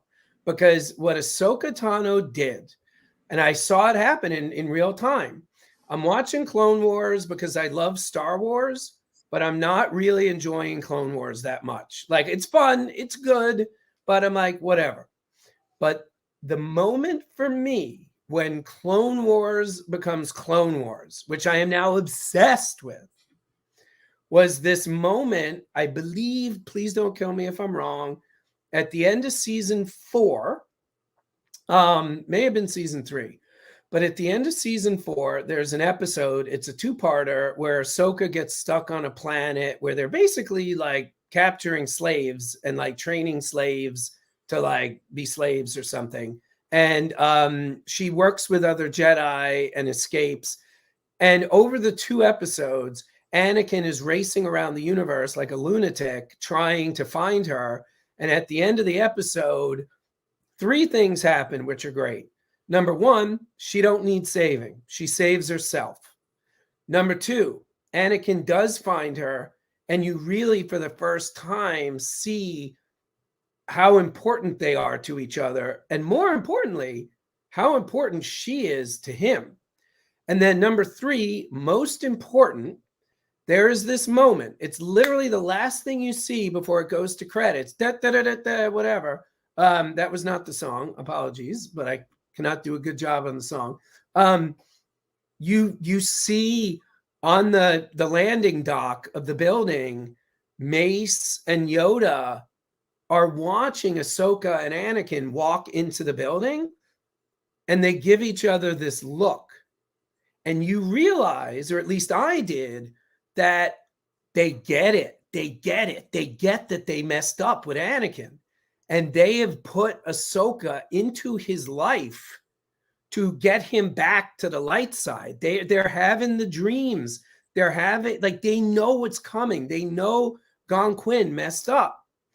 So what Clone Wars becomes after that, it fixed the problem of the prequel films in that we know Anakin's going down in the lava. We know he's not savable. We know he's going to die and become Darth Vader. But we don't know what's happening with Ahsoka. So what Clone Wars for me became after that moment is Ahsoka going to become a Sith or a Jedi? And then, of course, when she resigns at the end of season 5, if that was going on during the original movies, those films would have made another $1 billion, because she becomes what you're wondering about, if she's salvageable or not. And as the show unfolds, as you know, you think she's heading towards becoming a Sith for a while. And it was only truly in Mandalorian, I would argue not even Rebels, where you see that she did embrace becoming a Jedi. And that's what the prequels were missing, because we already knew the ending. And that's why I never subscribed to the hatred for Jar Jar, Jar Jar would have worked for everybody. By the way, you talk to anybody under 35 right now, they love Jar Jar. We can never forget that. Yeah, like Jar Jar was not the problem. Yes, he was in Phantom Menace too much, sure. But he was not the real problem. The problem was you needed some sense of will she, won't she, or will he, won't he, whoever. And you didn't have that with any of the characters, especially after the fact when the only new character gets, killed at the end of the first prequel. I will shut up now. Sorry. I get very no, it's great. I will say this. I agree with you about Jar Jar. I remember just hearing about how awful Jar Jar was, then finally seeing the Phantom Menace and going, well, he didn't bother me that much. I think the problem with Jar Jar is simply screen time. That's it. It's screen time. He has way too much screen time. And if you look at like what the hero's journey is, the only character in the Phantom Menace that follows the hero's journey, Joseph Campbell, is Jar Jar. He leaves his home, returns a conqueror. He actually follows the hero's journey. And I think it's because Lucas was obsessed with Jar Jar and making that work. Jar Jar needed to be C-3PO in small doses. Yes. I've been saying that for years. If Jar Jar was in small doses, even when they meet him and he's like this creature and Qui-Gon Jinn kind of like is dismissive of him, a local, it's funny. Like that stuff really worked. But again, it's if Marcia Lucas was there, the prequels would have been better. If Marcia Lucas was there during the sequels, did you see that quote from, I think it was Bob Iger's book about Marcia Lucas talking about Kathleen Kennedy? Yeah. Please look up that quote, Alan, if you wouldn't mind. My colleague Alan Ng is here. There's a quote that Marcia Lucas gave and was basically like, hey, Kathleen Kennedy, call me. Like she basically called out Kathleen Kennedy for not understanding what Star Wars is. And apparently Marcia Lucas was devastated when the prequels came out. I don't even know if she's seen the sequels, but she does. Disney doesn't. I just think that and we talk about this a lot on the Film Threat YouTube channel. There are creative visionaries. George is one. Marcia Lucas is one. Gene Roddenberry was one. There's so many. Peter Jackson is a creative visionary. I don't think a corporation can make a franchise. I just don't think they can. They have proven again and again, companies are not capable. Now, people are. Christopher Nolan can reinvent Batman in a way, right? Like certain creative visionary filmmakers, a Zack Snyder, whatever you think of the Snyderverse, okay, he's a creative visionary who took a risk, took the DC universe in a certain direction, creative visionary. Corporations cannot do that. Too many cooks, it's incapable. Many people are dissatisfied about Star Wars, and it really, I think, has become, it's just too many corporate cooks is what I'm saying. But Marcia was there from the beginning. Do you have that quote, Alan? Could you share it? Yeah, it's coming up. I'll read the quote. I like Kathleen Kennedy. I always liked her. She was full of beans. That sounds like something. She loves that expression. She said that in 6 hours I interviewed her. I think she said that 5 or 6 times. She was full of beans. She was really smart and really bright, really wonderful woman. And I liked her husband, Frank. I liked them a lot. Now that she's running Lucasfilm and making movies, it seems to me that Kathy Kennedy and J.J. Abrams don't have a clue about Star Wars. They don't get it. And J.J. Abrams is writing these stories. When I saw that movie where they kill Han Solo, I was furious. I was furious when they killed Han Solo. Absolutely, positively, there was no rhyme or reason to it. I thought, you don't get the Jedi story. You don't get the magic of Star Wars. You're getting rid of Han Solo, Lucas says in the book. That's a quote from, sorry, is it? Marcia. I forget. Yeah, Marcia Lucas's quote from that book. Yeah, it's from Howard Kazanjian's Producer's Life. I'm sorry, I mixed it up. But to me, yeah, she just doesn't get it. It's just so disheartening. I really wish this have to say, and again, I know dangerous, and I'm sorry to interrupt, but I don't want to just keep my mouth shut. And I know it's not popular to defend Disney on this topic, but I will. To me, I'm all about compare and contrast. I'm a big believer in you can't judge something without looking at the context around that something. And you can't make movies like Star Wars and TV shows like The Mandalorian without a studio. You can't. Like Boba Fett, which was, I think, the cheapest show they've done so far. I mean, that was probably 100 million. So we need a studio to do what they're doing. That to me is Exhibit A. Exhibit B, I love Batman. I love James Bond. Holy cow, had there been some bad Batmans and some bad James Bonds. It's a quality control issue that every company has. You can't operate at a high quality all the time, every time, simultaneously. To me, I view this topic with Star Wars as comparable to pizza. Yes, there is bad pizza. A lot of people say there's no such thing as bad pizza. Those people, I don't agree. Let me put it nicely. There's absolutely bad pizza. But it's worth having the bad pizza for the great pizza. So do I love everything Kathleen Kennedy has done? Absolutely not. Would Kathleen Kennedy be shocked to learn that a Star Wars fan does not love everything she's done? Absolutely not.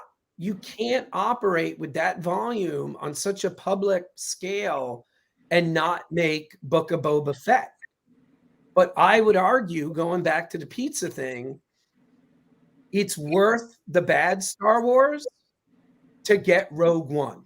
Like everybody loves blaming Kathleen Kennedy for whatever the second JJ film was called, which I think is an F-. The Last Jedi. Rise of Skywalker. No, the second one. Last Jedi.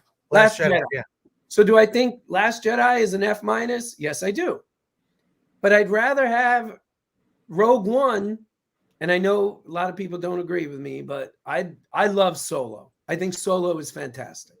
So I'm okay getting The Last Jedi if I can also get a Rogue One versus not getting any Rogue One.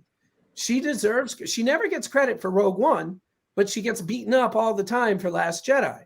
She gets no credit for Mandalorian, and she gets beat up all the time for Book of Boba Fett. And it's not, forget about it being fair or not. It's business. She's well paid. She doesn't care what we think, and nor should she. But you can't avoid misses. You just can't. Well, Brian, you're definitely going to get that Kathleen Kennedy interview now, I think. But look, I do think that there are filmmakers who are very good at dealing with studios. I think Christopher Nolan. It's hard to interrupt or assassinated. Right. Well, yeah. Right. Well, I would say Christopher Nolan is one of the best. He knows how to play the studio where he gives the studio what they want, but he also gets what he wants. There are filmmakers that have the weight that can do that. And I think that when when you're hiring a director, that's the visionary. You want to be behind that visionary. We can have the Kathleen Kennedy discussion another time. I disagree with a little bit of what you said, but and I respect that. But that's fine. It's fine. But I will say this: I did see the leaked Mandalorian season 3 trailer, or what they showed at Star Wars Celebration. It actually looks like real Star Wars to me. It was shot with a home, just like someone had their phone and got footage. And I was like, I kind of want to see that. Yeah. I'm being honest. Boba Fett I didn't finish it. But I will make this point, and again, you may not agree with me, and I respect everything you think, because obviously we're just talking about opinions, but Christopher Nolan, Batman 3 is awful. Nobody likes to bag on it. It is a terrible movie. And he did exactly what always happens to almost everybody. Mm-hmm. He was exhausted. He put out a rough cut. There was a better movie in there, first of all. But that last thing he put out, he's lucky COVID was going on, because everybody's blaming COVID. I don't know what the hell was going on in that movie. I have tried to sit through it a second time. So Christopher Nolan, who I think I agree with you, because it seems like you're a fan of his. Yeah. I think he's one of the greatest directors in the history of cinema. Absolutely. I think his second Batman movie should be in the Smithsonian. I think it is one of the greatest. I think it is the aggregate of human knowledge for filmmaking. But yeah, that last film he did, that was a disaster. I don't know what the hell was going on there. there's so much more I want to ask you about this, but the chat has blown up, and I hope you can stick around with us for a while. People have questions for you. This is a live interview on YouTube. I don't know if you were told that. I was. By the way, good. It's not that impressive that I was told. It's extremely impressive that I remembered. Okay, good. Even better. You're a busy man, but we'll get to some of the comments and questions here for Brian. John Witchboy says, Marcia. There you go. That's very profound and accurate. Patrick Lemire says, release the Marcia Lucas cuts. I think we will. I think we will put the whole interview out. I really do. I think there's a separate documentary that you could make, just a documentary about her, Absolutely. her life, her contribution to cinema, Absolutely. and where it's only Marcia. I really, now our friend of the show, Kevin Rubio, which Kevin, friend of mine for years, great guy, writer, did Troops. Also, Kevin, talk to me. We want you to be part of we're doing a mock trial of Star Wars. We're putting Lucasfilm and Disney on trial for the murder of the Star Wars franchise. It's all in good fun. We have people arguing both sides of the argument, because I want to bring people together who disagree, and I want them to debate respectfully. And Kevin, thank you so much for your $10 and support of the show. Kevin Rubio's question is, I contend that Marcia may be the reason that we will never get a release of the original films, because she would share in those profits. Brian, thoughts?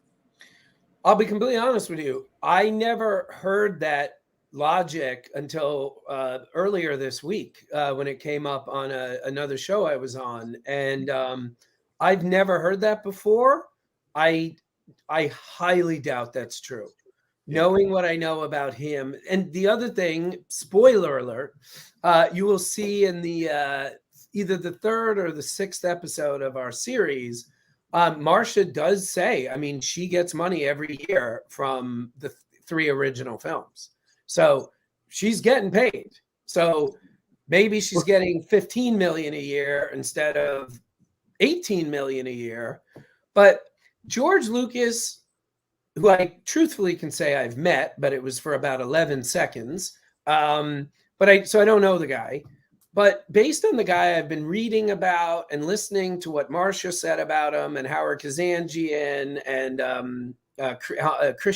Roger Christensen, I feel like George Lucas has an interesting relationship with money. I think that he understands money is needed to do what he did. But I also think he doesn't care about money. I think he cares about creative control and efficiency, and he doesn't want studio notes. He doesn't want to be told what to do. He keeps his own counsel, as they say. So I think if George thought that, and this is all conjecture, but I think if George thought that the best thing for Star Wars was to put out the original films and he would have to pay Marcia a little extra, I believe he would have done it. But I don't know. My official answer is I have no idea. It's an interesting question. Plus, that decision is no longer in George's hands. That's I'm going to steal that from you. That's now my first answer. That's the best answer.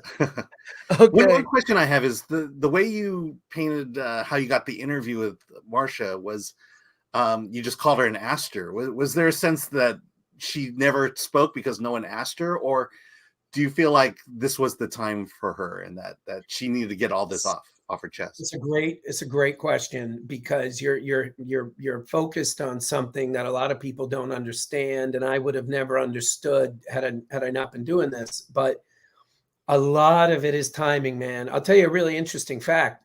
So we did a show. It's horrible. Please don't watch it. It's not my fault, but we did a really bad show for History Channel about 6 years ago about the 50th anniversary of Star Trek. Then last year, we made a series about the 55th years of Star Trek. And that was 10 episodes. And I could actually do what I wanted to do, unlike the 50th. There were people we interviewed for the 50th that would not talk to us for the 55th. And there were 2 reasons for almost everybody saying no, who we already knew. Reason number 1, for some reason, I'll tell you what happened. What happened was when we were shooting for the 50th, there had been no new Star Trek made other than the movies in, 20 years. By the time we were doing the 55th, Discovery, Picard, Lower Decks had already been airing. The Janeway thing was coming, and Strange New Worlds was coming. So all of these actors and producers who had not been interviewed much, all of a sudden were working again and were getting interviewed, and they were just sick of talking about Star Trek. Then the other reason was they were working on Star Trek, and they either didn't have the time, or they were like, listen, I'm working for Paramount again. I'm not supposed to talk about this stuff. So to your point, getting people to say yes really is timing. I think there is, statistically speaking, a phenomenal chance that if we had gone to Marcia a year earlier or a year later, she would have said no. Let's get to more comments and questions from people watching live here. Pat the Batman fan says, George Lucas is like Steve Jobs or Elon Musk. They just want to be seen as a lone genius. Reading the Lucas biography, I liked Marcia more than George, says Ian Cannell. Legally Curated says, female perspective added by Marcia Lucas made it a masterpiece. I do think that, like, sometimes people get turned off when you think of like strong female lead now. That's because it's become such a cliche, but it's also like turning the female characters, basically just putting them in a male, like they're just doing what a man would do, which doesn't make sense. I think that's what makes Carrie Fisher's performance as Princess Leia so amazing, like from the beginning. Do you have any thoughts on that? Yeah, I do, man. And unfortunately, it's a dark thought. I don't think that's what the problem is. The problem is that women, for whatever reason, get erased from history a lot. Or even if they don't get erased, they don't get the spotlight for whatever reason. There's usually reasons. And I'll give you an example. I did this last year with our Star Trek show, The Center Seat, where I've been reading books my whole life about Star Trek. I'm one of those weirdos that likes Star Trek and Star Wars equally. Anytime you read a book about the making of Star Trek, the books give Lucille Ball a lot of credit for being the mother of Star Trek. The documentaries made about Star Trek never give her recognition.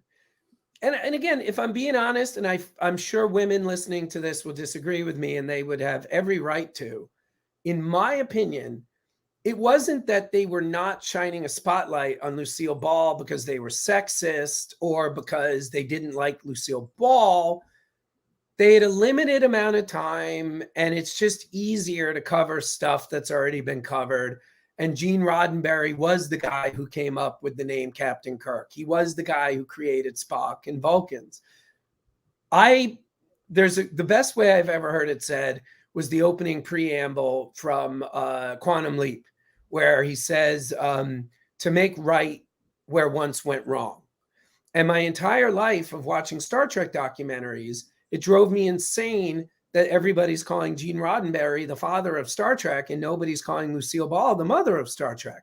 So when I got the chance to make my own documentary about Star Trek, that was literally, the opening episode is called Lucy Loves Star Trek. Like, it was very important to right that wrong, that she got no credit. And she was very hands-on. Now, again, she didn't name the characters. She didn't write the script, but she wrote the check. And not only did she write the check, she wrote the check twice. Because as most people know about Star Trek, the pilot was not picked up initially. They gave it a second chance. Both times, Lucille Ball wrote the check. And by the way, Arnaz was long out of the picture that time. So there's no Star Trek without Lucille Ball. With Star Wars and Icons on Earth, it's the same thing, but with Marcia. And we get into this a lot in the 6th episode, by the way. Marcia was literally erased. And it might be easy to be angry at George Lucas or people like that for erasing her. But if I'm to give him a pass, for lack of a better expression, they were married. They had a brutal divorce. again, different people say different things, but regardless, he had his heart torn out. He loved her. He worshiped her. So do I think George Lucas, listen, I know for a fact there are many people in the Star Wars universe for 50 years. He does not like those people, but he kept hiring them. He kept talking to them. He kept letting them do press on behalf of Star Wars, and he just lived with it. I can say his name because he's dead. George Lucas despised David Prowse. David Prowse was spilling secrets and doing one dumb thing after another, but George kept hiring him. So then the question becomes, why is there's a gut-wrenching moment in the 6th episode, spoiler alert, mute your TV or whatever, but spoiler, there's a moment in our 6th episode where Marcia's crying and she tells this story about she's in a bookstore and she sees a book about the 25th anniversary of Lucasfilm, and she flips to the end of the book in the glossary and her name has one number. Like John Dykstra, who George Lucas also did not get along with. John Dykstra had 50 numbers. You know, Dennis Muren had 300 numbers. So she goes to the page number connected to the number next to her thing, and the only mention of her in the entire book is like her name was on a poster that was on one of the pages. But I get it. I've had breakups with girls that tore my heart out. Like, I don't think it was a deliberate thing out of anger to hide her contributions. Maybe it was. Maybe I'm naive. I don't know. But I think this was a hurt man by a woman that left him, and that's how he reacted. I'm not saying it's right. I'm not defending it, but I get it. I understand it. Can I ask a question? Do you think that the story of the prequels, which, you know, the story of the love of Anakin and Padme and where that went, do you think somehow that story was influenced by that breakup in some subtle way? There's something in the prequels that was not necessarily about Marcia Lucas, but about the hurt that George felt. 100% yes. But, and again, not that this is what you're asking, but I will say it again. That's the flaw of the prequels. That it should have been about Ahsoka and Anakin, and not this bizarre ritualistic Jedi. You can't have a girlfriend. Like what? Like, of course, that's going to drive people insane. Right. Let's go through a lot of comments here. They're just flying fast. John Witchboy says some visionaries need partners to ground them. And most have. Yeah. Cody Eichholt says, this is the coolest Film Threat interview ever. Woo! Which is great. And then Dempsey asks, were there any questions you wanted to ask but didn't for whatever reason? You talked for 6 hours. No, absolutely not. And, you know, I always have our other producers and research staff on interviews like that, watching via laptop and Zoom. So as soon as I finished, I always turn to the laptop and I go, what'd I miss? And then they asked a bunch of questions that I missed or didn't think of. So when we were in post, not once did we say to ourselves, oh, we should have asked that, or, oh, I wish I had asked that. And the other thing I always pat myself on the back on, because it is hard, is when you're doing an interview and you ask a question and they don't really answer it, I always try very hard to be like, listen, I don't mean to be disrespectful, but you did not answer the question. And you try again. That's very hard to do because it destroys the rhythm of the interview. You're kind of being an asshole, even though you're not. So, and I did that with her a fair amount, where she would answer and her information was usually great, but she kind of missed what I had asked. So I would say to her, I'm sorry, Marcia, that's great, but would you mind? Here's the question again. And she answered everything. She didn't take the fifth once. So more comments here. Girthy Guitar says, I have a few Star Wars Lucasfilm books and she's only there because she got the Oscar. A Maggot says, I had no idea of her involvement. Henry Back to Play says, all diehard Star Wars fans need to see this. Kara says, Marcia was hidden. I learned about her involvement only a few years ago. And someone asked here real quick, Trav 101, are you planning on doing another season of the movies that made us? All I can legally say, and I don't blame you for wanting to punch me, but all I can say is stay tuned. And I would tell you honestly, if the answer was no, I would tell you. But all I can tell you is stay tuned. Great. And then God forbid I said yes, I know. But yes, all I can do is say stay tuned.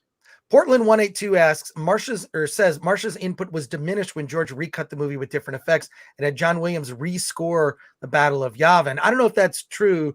Brian, what do you think? I mean, I do know that what George did, which he didn't do, and I feel like this is such a great filmmaking lesson. When they recut, like they basically cut the Battle of Yavin, right? The Death Star attack on the Death Star, all that. And then they recut stuff to match the score so that the cuts fit the music perfectly. And when I actually had the opportunity to interview Gary Kurtz years ago and asked him when the special editions came out, he was very polite. He wouldn't say anything bad about George or the movies. He was very polite. But on the special editions, Gary Kurt's only comment was he didn't like the Battle of Yavin. He felt that the music cues were off because the way that it was recut. He said the music doesn't match what's happening on screen, which is why I can't watch the special edition. I have the despecialized editions, which you can get on Blu-ray somewhere. I have those and they're incredible. It takes me right back to when I first saw the movies, but I don't know what your comment is on this. I think you probably have more insight. By the way, I'll see you and raise you on your Blu-rays. I got my VHS and my VCR still plugged in and ready to roll. Oh, good. And those are my tapes from when I was a kid. So I'll see you and raise you. I don't even know what that means. I know it's a gambling thing, but I think I used it properly. Here's the thing. And again, this is another spoiler. So everybody put your phones on mute or whatever.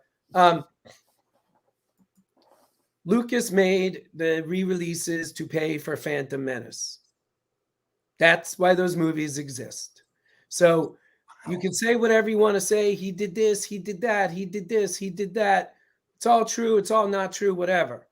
The reason he made those movies was for two purposes, both to the same aim.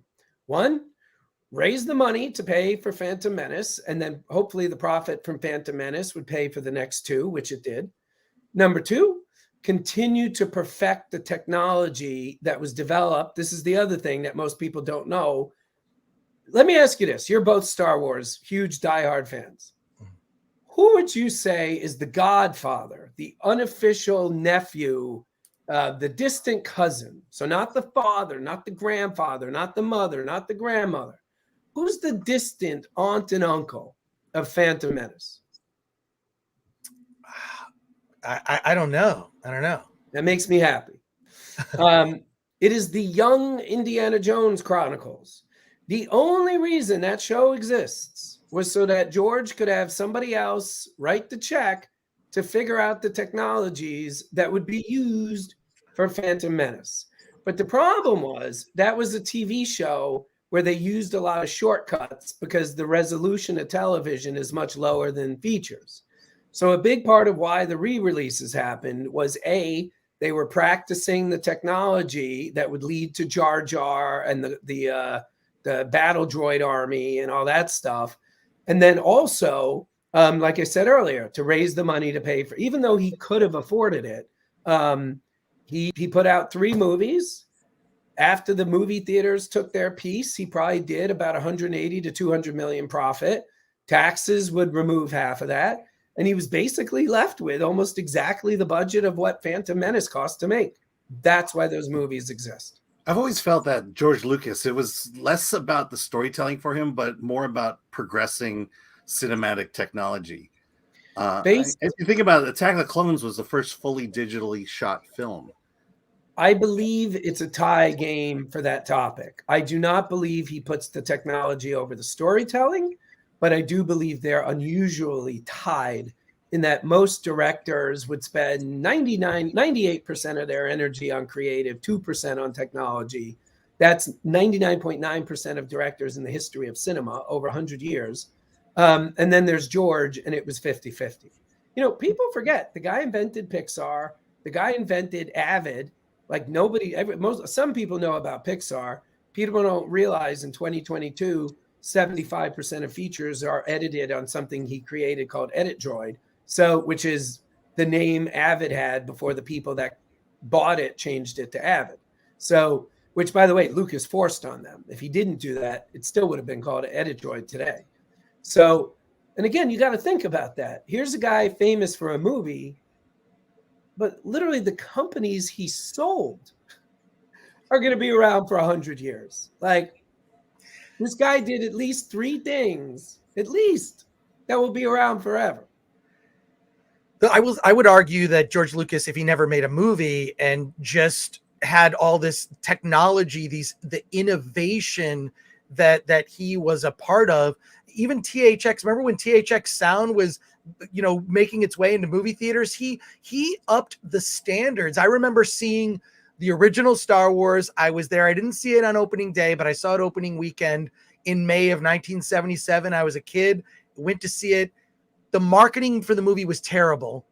I'm going to be honest. The trailer, I remember seeing a trailer late night, and I was into monster movies and science fiction movies, and I thought, oh, this is cool. The Wolfman is in this movie. I want to see the movie with the Wolfman. It was the tagline. It's about a boy, a girl, and a galaxy. Yeah. They didn't know what they were going to do. And I don't know if you talk about this, but I read this, that they tried to convince George to change the name of Star Wars to something else. Yeah. Because 20th Century Fox's focus testing said that people thought it was about celebrities fighting, and they tried. He said, "No, we're not gonna change the name." So to his credit, but like, and you go into this in the doc, which is fascinating, how much Lucas suffered physically.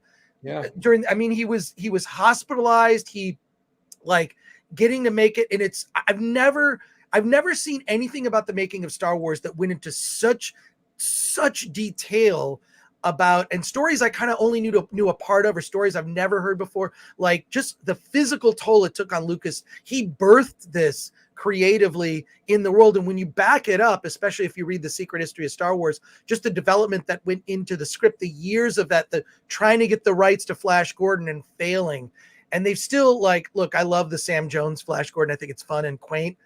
There hasn't been I'd love to see a Flash Gordon movie done right, but he's suffered so much to just bring this to the world. I can't even imagine a world without Star Wars. It's weird. And it was in contrast to everything at the time. You actually do this in your doc series where you're showing, like, Nixon, the Vietnam War, like, movies were dark. This was like Taxi Driver, and, and now we're talking earlier about Los Angeles, how it's become like Taxi Driver, or as I like to say, it's like Gotham City, but there's no Batman. Yep. Like, we're headed for some dark times now, but it was a really dark time, and Star Wars stood out in contrast. And you said this in the doc, and I'm so glad, or someone said it in the doc. He wanted to make a movie. I think it was Marcia Lucas. I want to make a movie for 10-year-old boys. Yeah, that's what started for 10-year-old boys. I want 10-year-old boys to like this movie. But Marcia was the one that wanted it. This is the thing that struck me. She convinced George, you got to take it seriously. And then it was John Milius who's like, you got to get that Force thing out of there. Cut the Force out. Anything about the Force. The Force is stupid. It wasn't just him, man. Brian De Palma, all of them. Yeah, Brian De Palma. Didn't say it was Spielberg. Yeah. It's amazing to me. We've got some more questions and comments here. Daniel says, I haven't been able to get any work done. This interview is so damn chunky.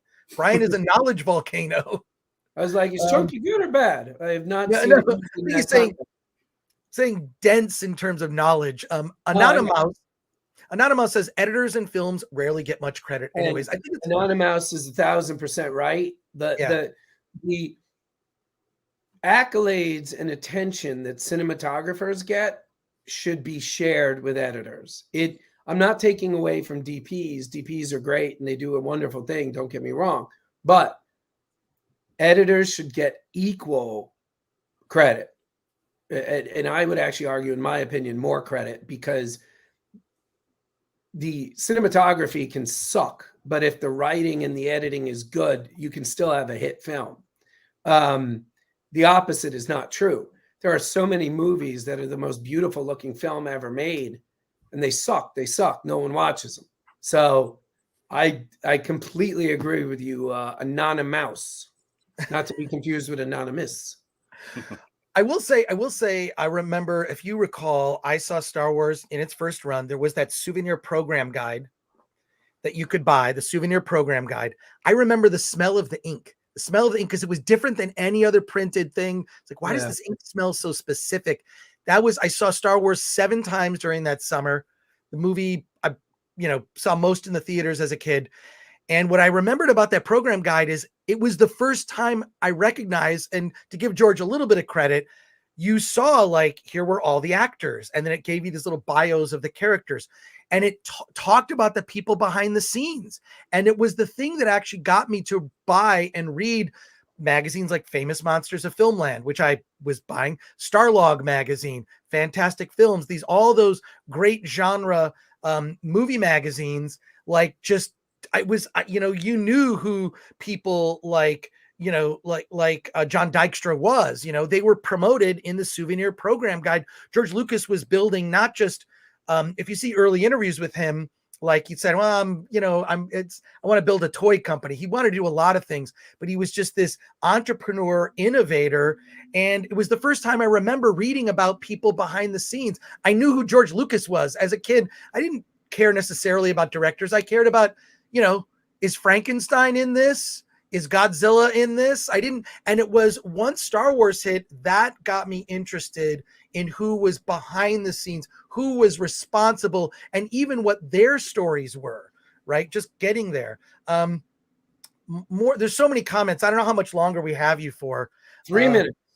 3 minutes. Okay, so we'll get to a couple quick questions here. I guess The Adventures of Starkiller Episode 1 Star Wars was too hard to market. Bunch of wimps. But let's and then here, SJ says, I think Marcia was very well known among industry professionals. I think that's true. She had the respect that mattered and the career, but she didn't have the spotlight glory. But after her and George broke up and went their separate ways, she was an outcast in the industry. And no, I have to interrupt there. No, she was please. not. In her own words, she retired. There was nothing. And again, she could not have been more forthright with me. Absolutely not. She wanted to be a mom. She was burnt out. She was kind of bored. And she also said, to a certain extent, this is not in the show, but she said it. She was rich. And like, she was one of these people that, like, I'm making up numbers now. She did not say this, but like, I think if she had 10 million in the bank, she didn't care about having 11 million. Like 10 million was already more than she ever thought she would have. Think about it. She's a woman in a man's world in a job that never makes millionaires. And she's got millions and millions coming in every year for the rest of her life. So she walked away. It was all her. It was her decision. It was on her terms. She was beloved by everybody, especially George. Well, thank you for that correction. I appreciate it. And Brian, thank you so much, not just for the Icons Unearthed series, which you can see on Vice TV. Do not miss this.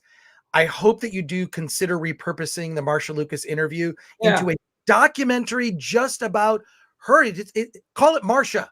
That's all you got to, and just you getting this interview. I've said for years, where is she? Please, like, she needs to. And when she spoke out about, her just thoughts on the current state of Star Wars, it was fantastic. And also just thank you for like what your company does, the Nacelle company. Like, obviously your fans in the chat, more comments than we have time to get to, but dude, the stuff that you put, I feel like the episode you did, The Toys That Made Us, on Star Wars, where they talk about the development of the figures, and the Jawa cape was a guy's sock that he cut out and just that just blew my mind. I had friends of mine just contact, have you seen this show? Have you seen this show? We're all watching it at the same time, discovering it. Just thank you for everything you and your company does.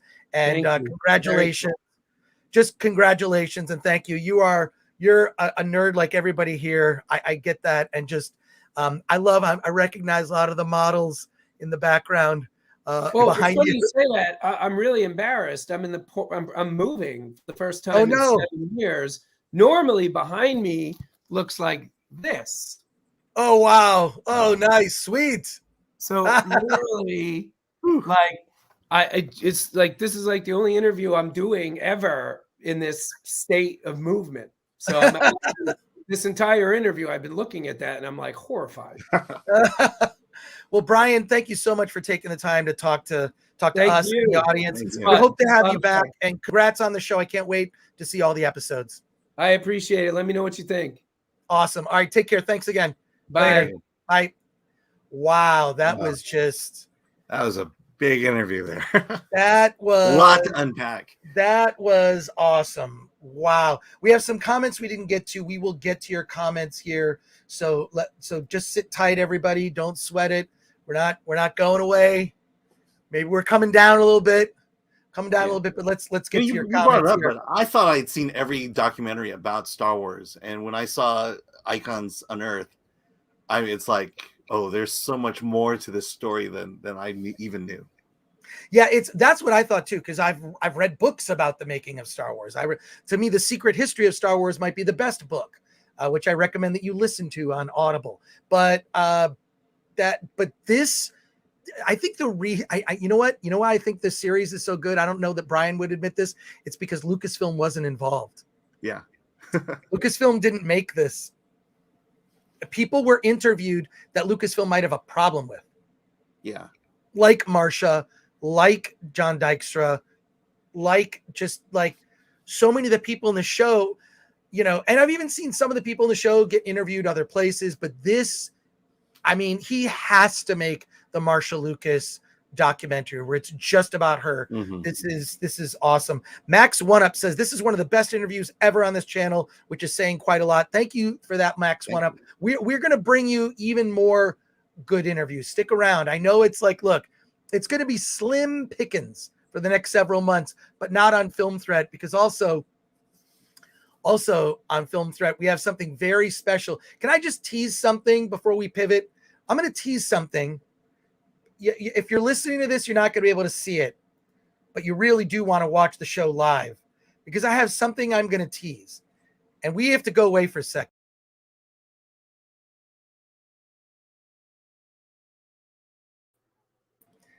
That's just a tease. That's happening at some point. When I say at some point, it's happening in August. And we have sketch artists. We have videos. This is going to be an event. And I hope that you'll be a part of Critics Court, a Star Wars trial. It's coming. It's coming, folks. It's going to happen. But let's get back to your comments and questions. Thank you for that, Max One Up. I appreciate that. We could have done 6 hours, says Patrick Lemire. Great interview, says Henry Back to Play. Toxic Waltz and a great interview. I'll add the show to my must-watch list. Vice has good docs. Agreed. Yeah. Screenwriting Mentor, great interview. I should say the second episode comes out this Tuesday, and it'll run. Yeah, so every Tuesday, new episodes come out. The first episode came out this week. Henry Back to Play, $9.99. Just a thank you. Holy Hand Grenades has a comment here. Nah, man, if you're sitting in your patio eating pizza and a bird poops on it, you got to toss the whole thing out. You're not going to sit there trying to pick up the slices, the poo splattered. Yeah, but I understand his point. His point is that, like, even when you have bad pizza, it's like, well, it's pizza. And that's his point about Star Wars. Bad Star Wars is still Star Wars. I would say that I believe that they can do better. There's that 2.5 hour cut of Kenobi that is on, which we should. There's a 2.5 hour cut of Kenobi that's out there. Recut it, I have not seen it. Someone recut it as a movie. They even used footage that wasn't in Kenobi from the prequels, and I'm told it's very good. Patrick Lemire says, I heartily disagree that KK has been a success. She left $10 billion on the table easily. That's possible. Cody Eichholz cannot wait for the Star Wars trial. August. It's coming in August. We got to get past Comic-Con. We got to get past Comic-Con, folks. So please be patient with me, and thank you for that. And Chris, where did you get the despecialized editions? We bought it when they first came out for one. Cody Eichholz. No, I didn't buy it. You can download it.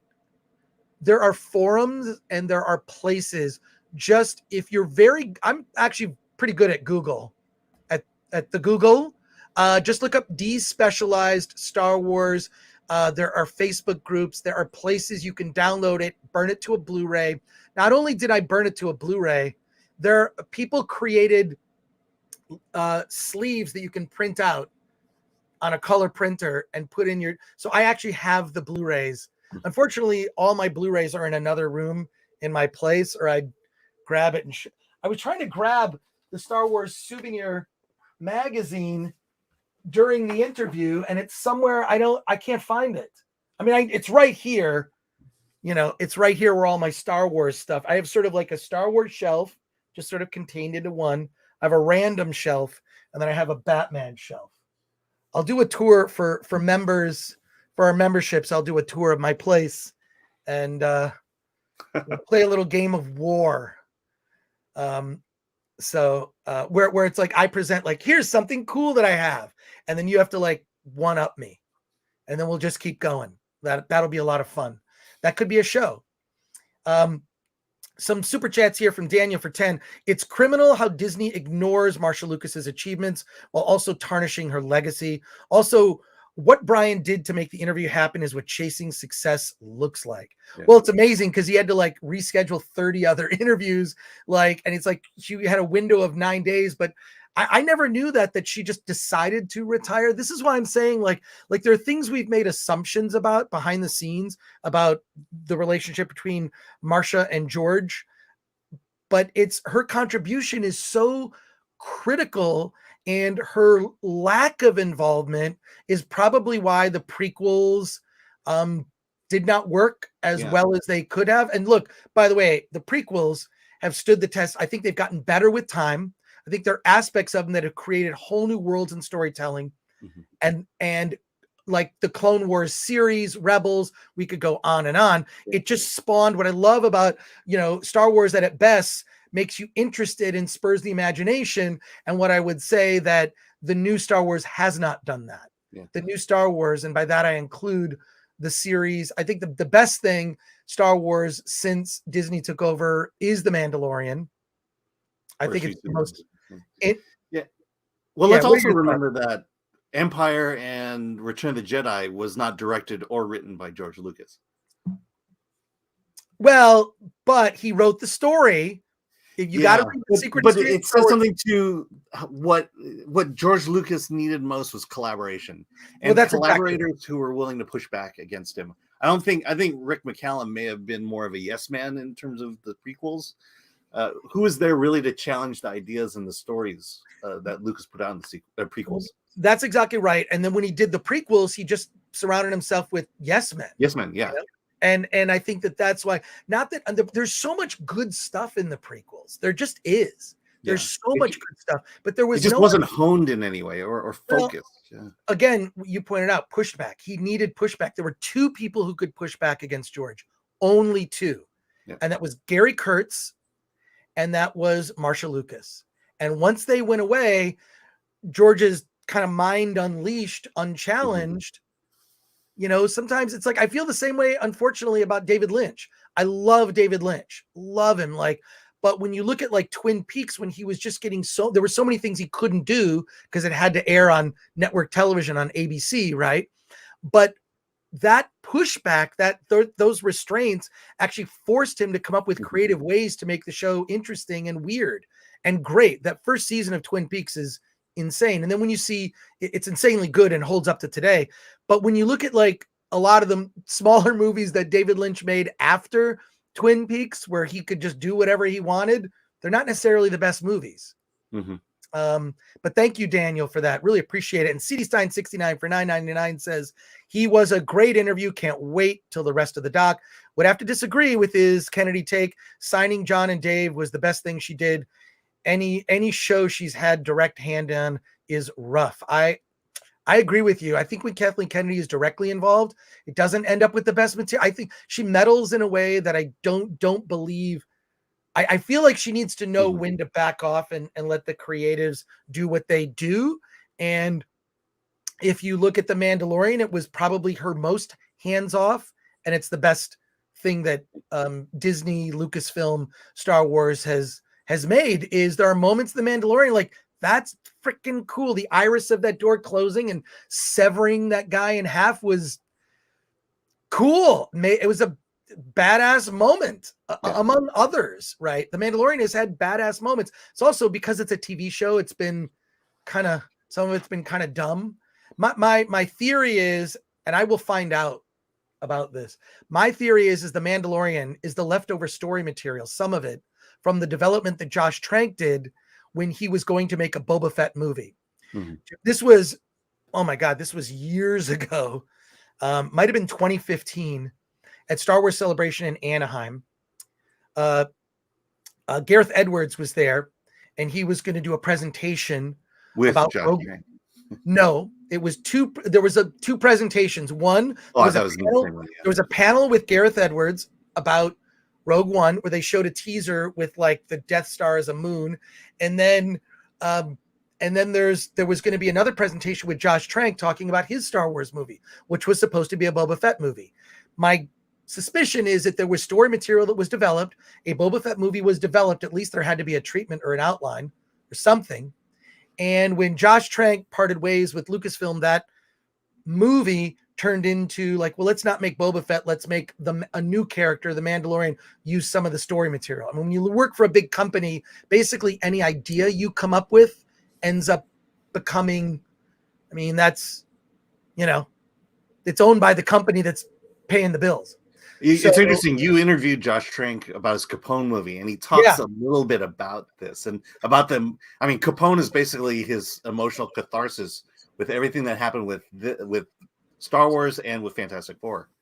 Yeah, no, you've got to see the interview I did with Josh Trank that's on the Film Threat YouTube channel. Look it up. It was regarding the Capone movie, but I asked him about Star Wars. I asked him about Fantastic Four. It's a really good conversation. Yeah. And Josh Trank was kind of thrown under the bus. Honest too. He's brutally honest, and he admits that he had kind of a breakdown, something of a breakdown. And Chronicle is awesome, by the way. His go back and watch that. Sean Hu says watching an IG droid in action was just great. True. Like we never got to see it. IG-88 is just like a droid in the background, and then seeing IG-8, but the IG series character played by Taika Waititi, I thought that worked incredibly well. And Ken Bogus, a reference to our earlier conversation for 5, says, I live in LA County. I love it, but I avoid downtown LA at all costs. It's funny. In the 70s and 80s, LA was not as bad as it is today, but it was bad. And then it got better, and now it's bad again. It definitely is. It's really, really disheartening. There's a couple of indie movies we did not get to today, and my apologies for that. We're going to talk about Fire of Love. We got a couple of other indie movies. We're going to get to that. We're doing a show, just a quick thing. We're doing a show next Wednesday.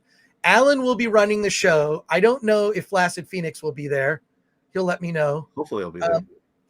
And Alan is doing the show next week for Hollywood on the Rocks. It's going to be Alan, and I will be on the road driving to San Diego Comic-Con, and we're going to be doing live hits from San Diego Comic-Con. We are going to do a show Friday morning. We're doing a show.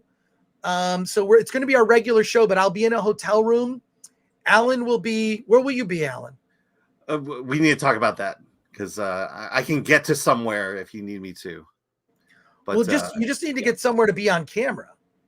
Yeah, I mean, I'm staying in a dumpy motel in Oceanside, but well, I hope they have Wi-Fi.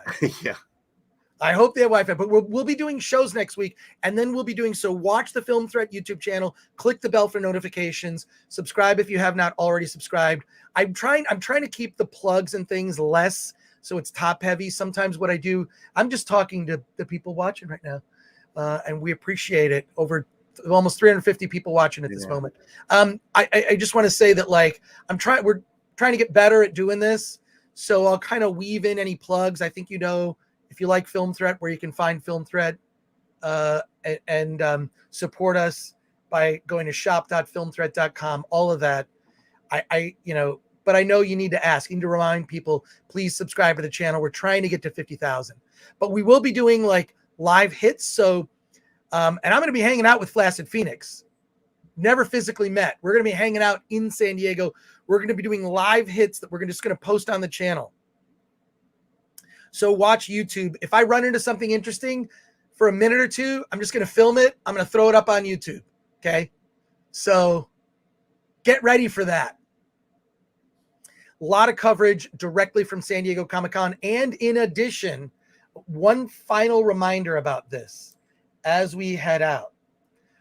We are doing an event. It is a secret early test screening of Attack of the Doc, which is the documentary about Attack of the Show. We are screening it in San Diego. It is Thursday, July 21st at the Landmark Cinemas, 3965 Fifth Avenue, Suite 200. Check-ins begin at 6:30 p.m. I know a lot of people got tickets to it. If you did not get a ticket, it doesn't matter. We've got an overflow line. We're going to pack the screening. We've got over 200 seats we can pack in this theater to see an early test screening of Attack of the Doc. I cannot wait for you to see it. And the movie will come out this fall. We're looking at film festivals and conventions to screen the film. And there you go. And then there is an after movie meetup in North Park at the U31 bar. And it's 9 p.m. to close. That's at 3112 University Avenue in San Diego. Hopefully you can see it and get all that information there. I hope to see you all there. If not, if you're in San Diego, please say hi. Alan, what else? Yeah, we have more reviews. 5 reviews at least every day on the Film Threat website, filmthreat.com. Yeah, I think that's the only thing I can think about right now. Cool. Subscribe to our email newsletter. Go to filmthreat.com/newsletter. You'll get alerts, all sorts of info. If you want to contact us for any reason, just go to filmthreat.com/contact. I do want to say just thank you to everyone who watches us on Wednesdays and Fridays. We will be expanding into another live stream more than probably this fall. Critics Court is going to be our new show, which launches in August, and we hope to have you all there for that. So we talked about a lot of movies today. Because we want to remind you, hey, there's more playing at the movie theater than just Marvel movies, okay? You could go out and see Thor again, or you can see one of the movies that we talked about today. I'd say about half the movies we talked about today were worth seeing. The Killer and Where the Crawdads Sing. So amazingly, yes. No, yeah, shocking to both Alan and I. It's shocking that we both are like, hey, I had no expectation for this movie and it surprised me. And that happens sometimes. It happens. And just to remind you, this was Alan's face before he watched the movie. Yeah, I was not looking forward to it at all. Absolutely not looking forward to it. That was Alan's face before he watched the movie. And then he says, I feel bad. The movie was Where the Crawdads Sing, and it was pretty good. Alan, can't get enough of Alan. Wait, where are we doing here? All right, so yes, hope to see you next week at Comic-Con. Our coverage is going to be very interesting. A lot of live from San Diego. I may do just live and walk the floor, or live and like walk outside of San Diego of Comic-Con, because they have a mask thing indoors, and I'm just that may or may not be enforced. I may or may not be enforced. When I was at Star Wars Celebration, I'd say 80% of people did not wear masks, and it was a masks only event. So we'll see how strict they are in San Diego. But join us next week for coverage from San Diego Comic-Con directly. I'm going to try to get into Hall H on Saturday. Yeah, I'm going to try and get into Hall H. I'll be at a panel on that Saturday during the Marvel panel. Well, that's right, and we do have a panel. Gosh, there's too much stuff to plug. Anyways, we'll talk about it. We're doing a panel on Thursday, July 21st at 11 a.m. called Future Indies You Must See. Please come to that panel. Anyways, thank you for spending your morning with us Friday morning. We do appreciate it. We've got a couple more comments here real quick. Let me get to Efren Flores, $5. A love triangle between Padme, Obi-Wan, and Anakin would have worked much better as a plot for justifying Vader's hatred for Obi-Wan.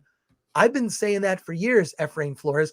I thought it was going to be a Camelot situation. I thought my my vision in my mind was it was going to be Camelot, this idyllic thing. Padme and Anakin get married. They're about to have kids. And then there is something happens with Obi-Wan. And then we look differently on Obi-Wan. I thought that too, Ephraim, for 5. Thank you so much for that. CD Stein 69 for $4.99. After Star Wars, Marvel needs to be next on trial. Where's the link to membership for the channel? Alan, can you find that? Or Flaccid Phoenix? Let's post it. You might have to do that. Let's the link for memberships. If there's something we have to do, we will get that. If you look at the community tab, we're going to post a link for that. It should create, if you go back to the channel, maybe you might need to refresh it. There should be a button for memberships, and we will be doing members only content every week. There's going to be something that you don't get anywhere else. And so we appreciate that. And here we go. Flaccid Phoenix taking us out here with, come on, Chris. The interview was great, but give us the nipples. Wait a sec. Do you mean these?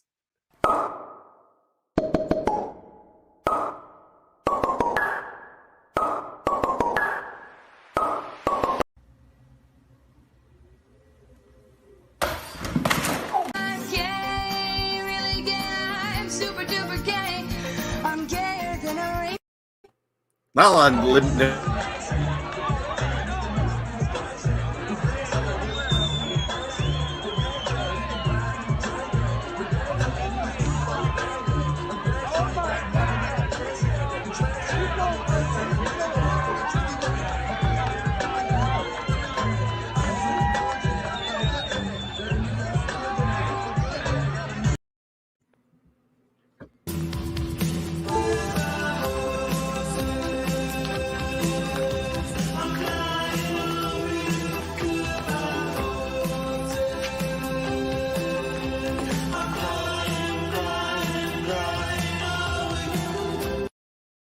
Let's get out of here.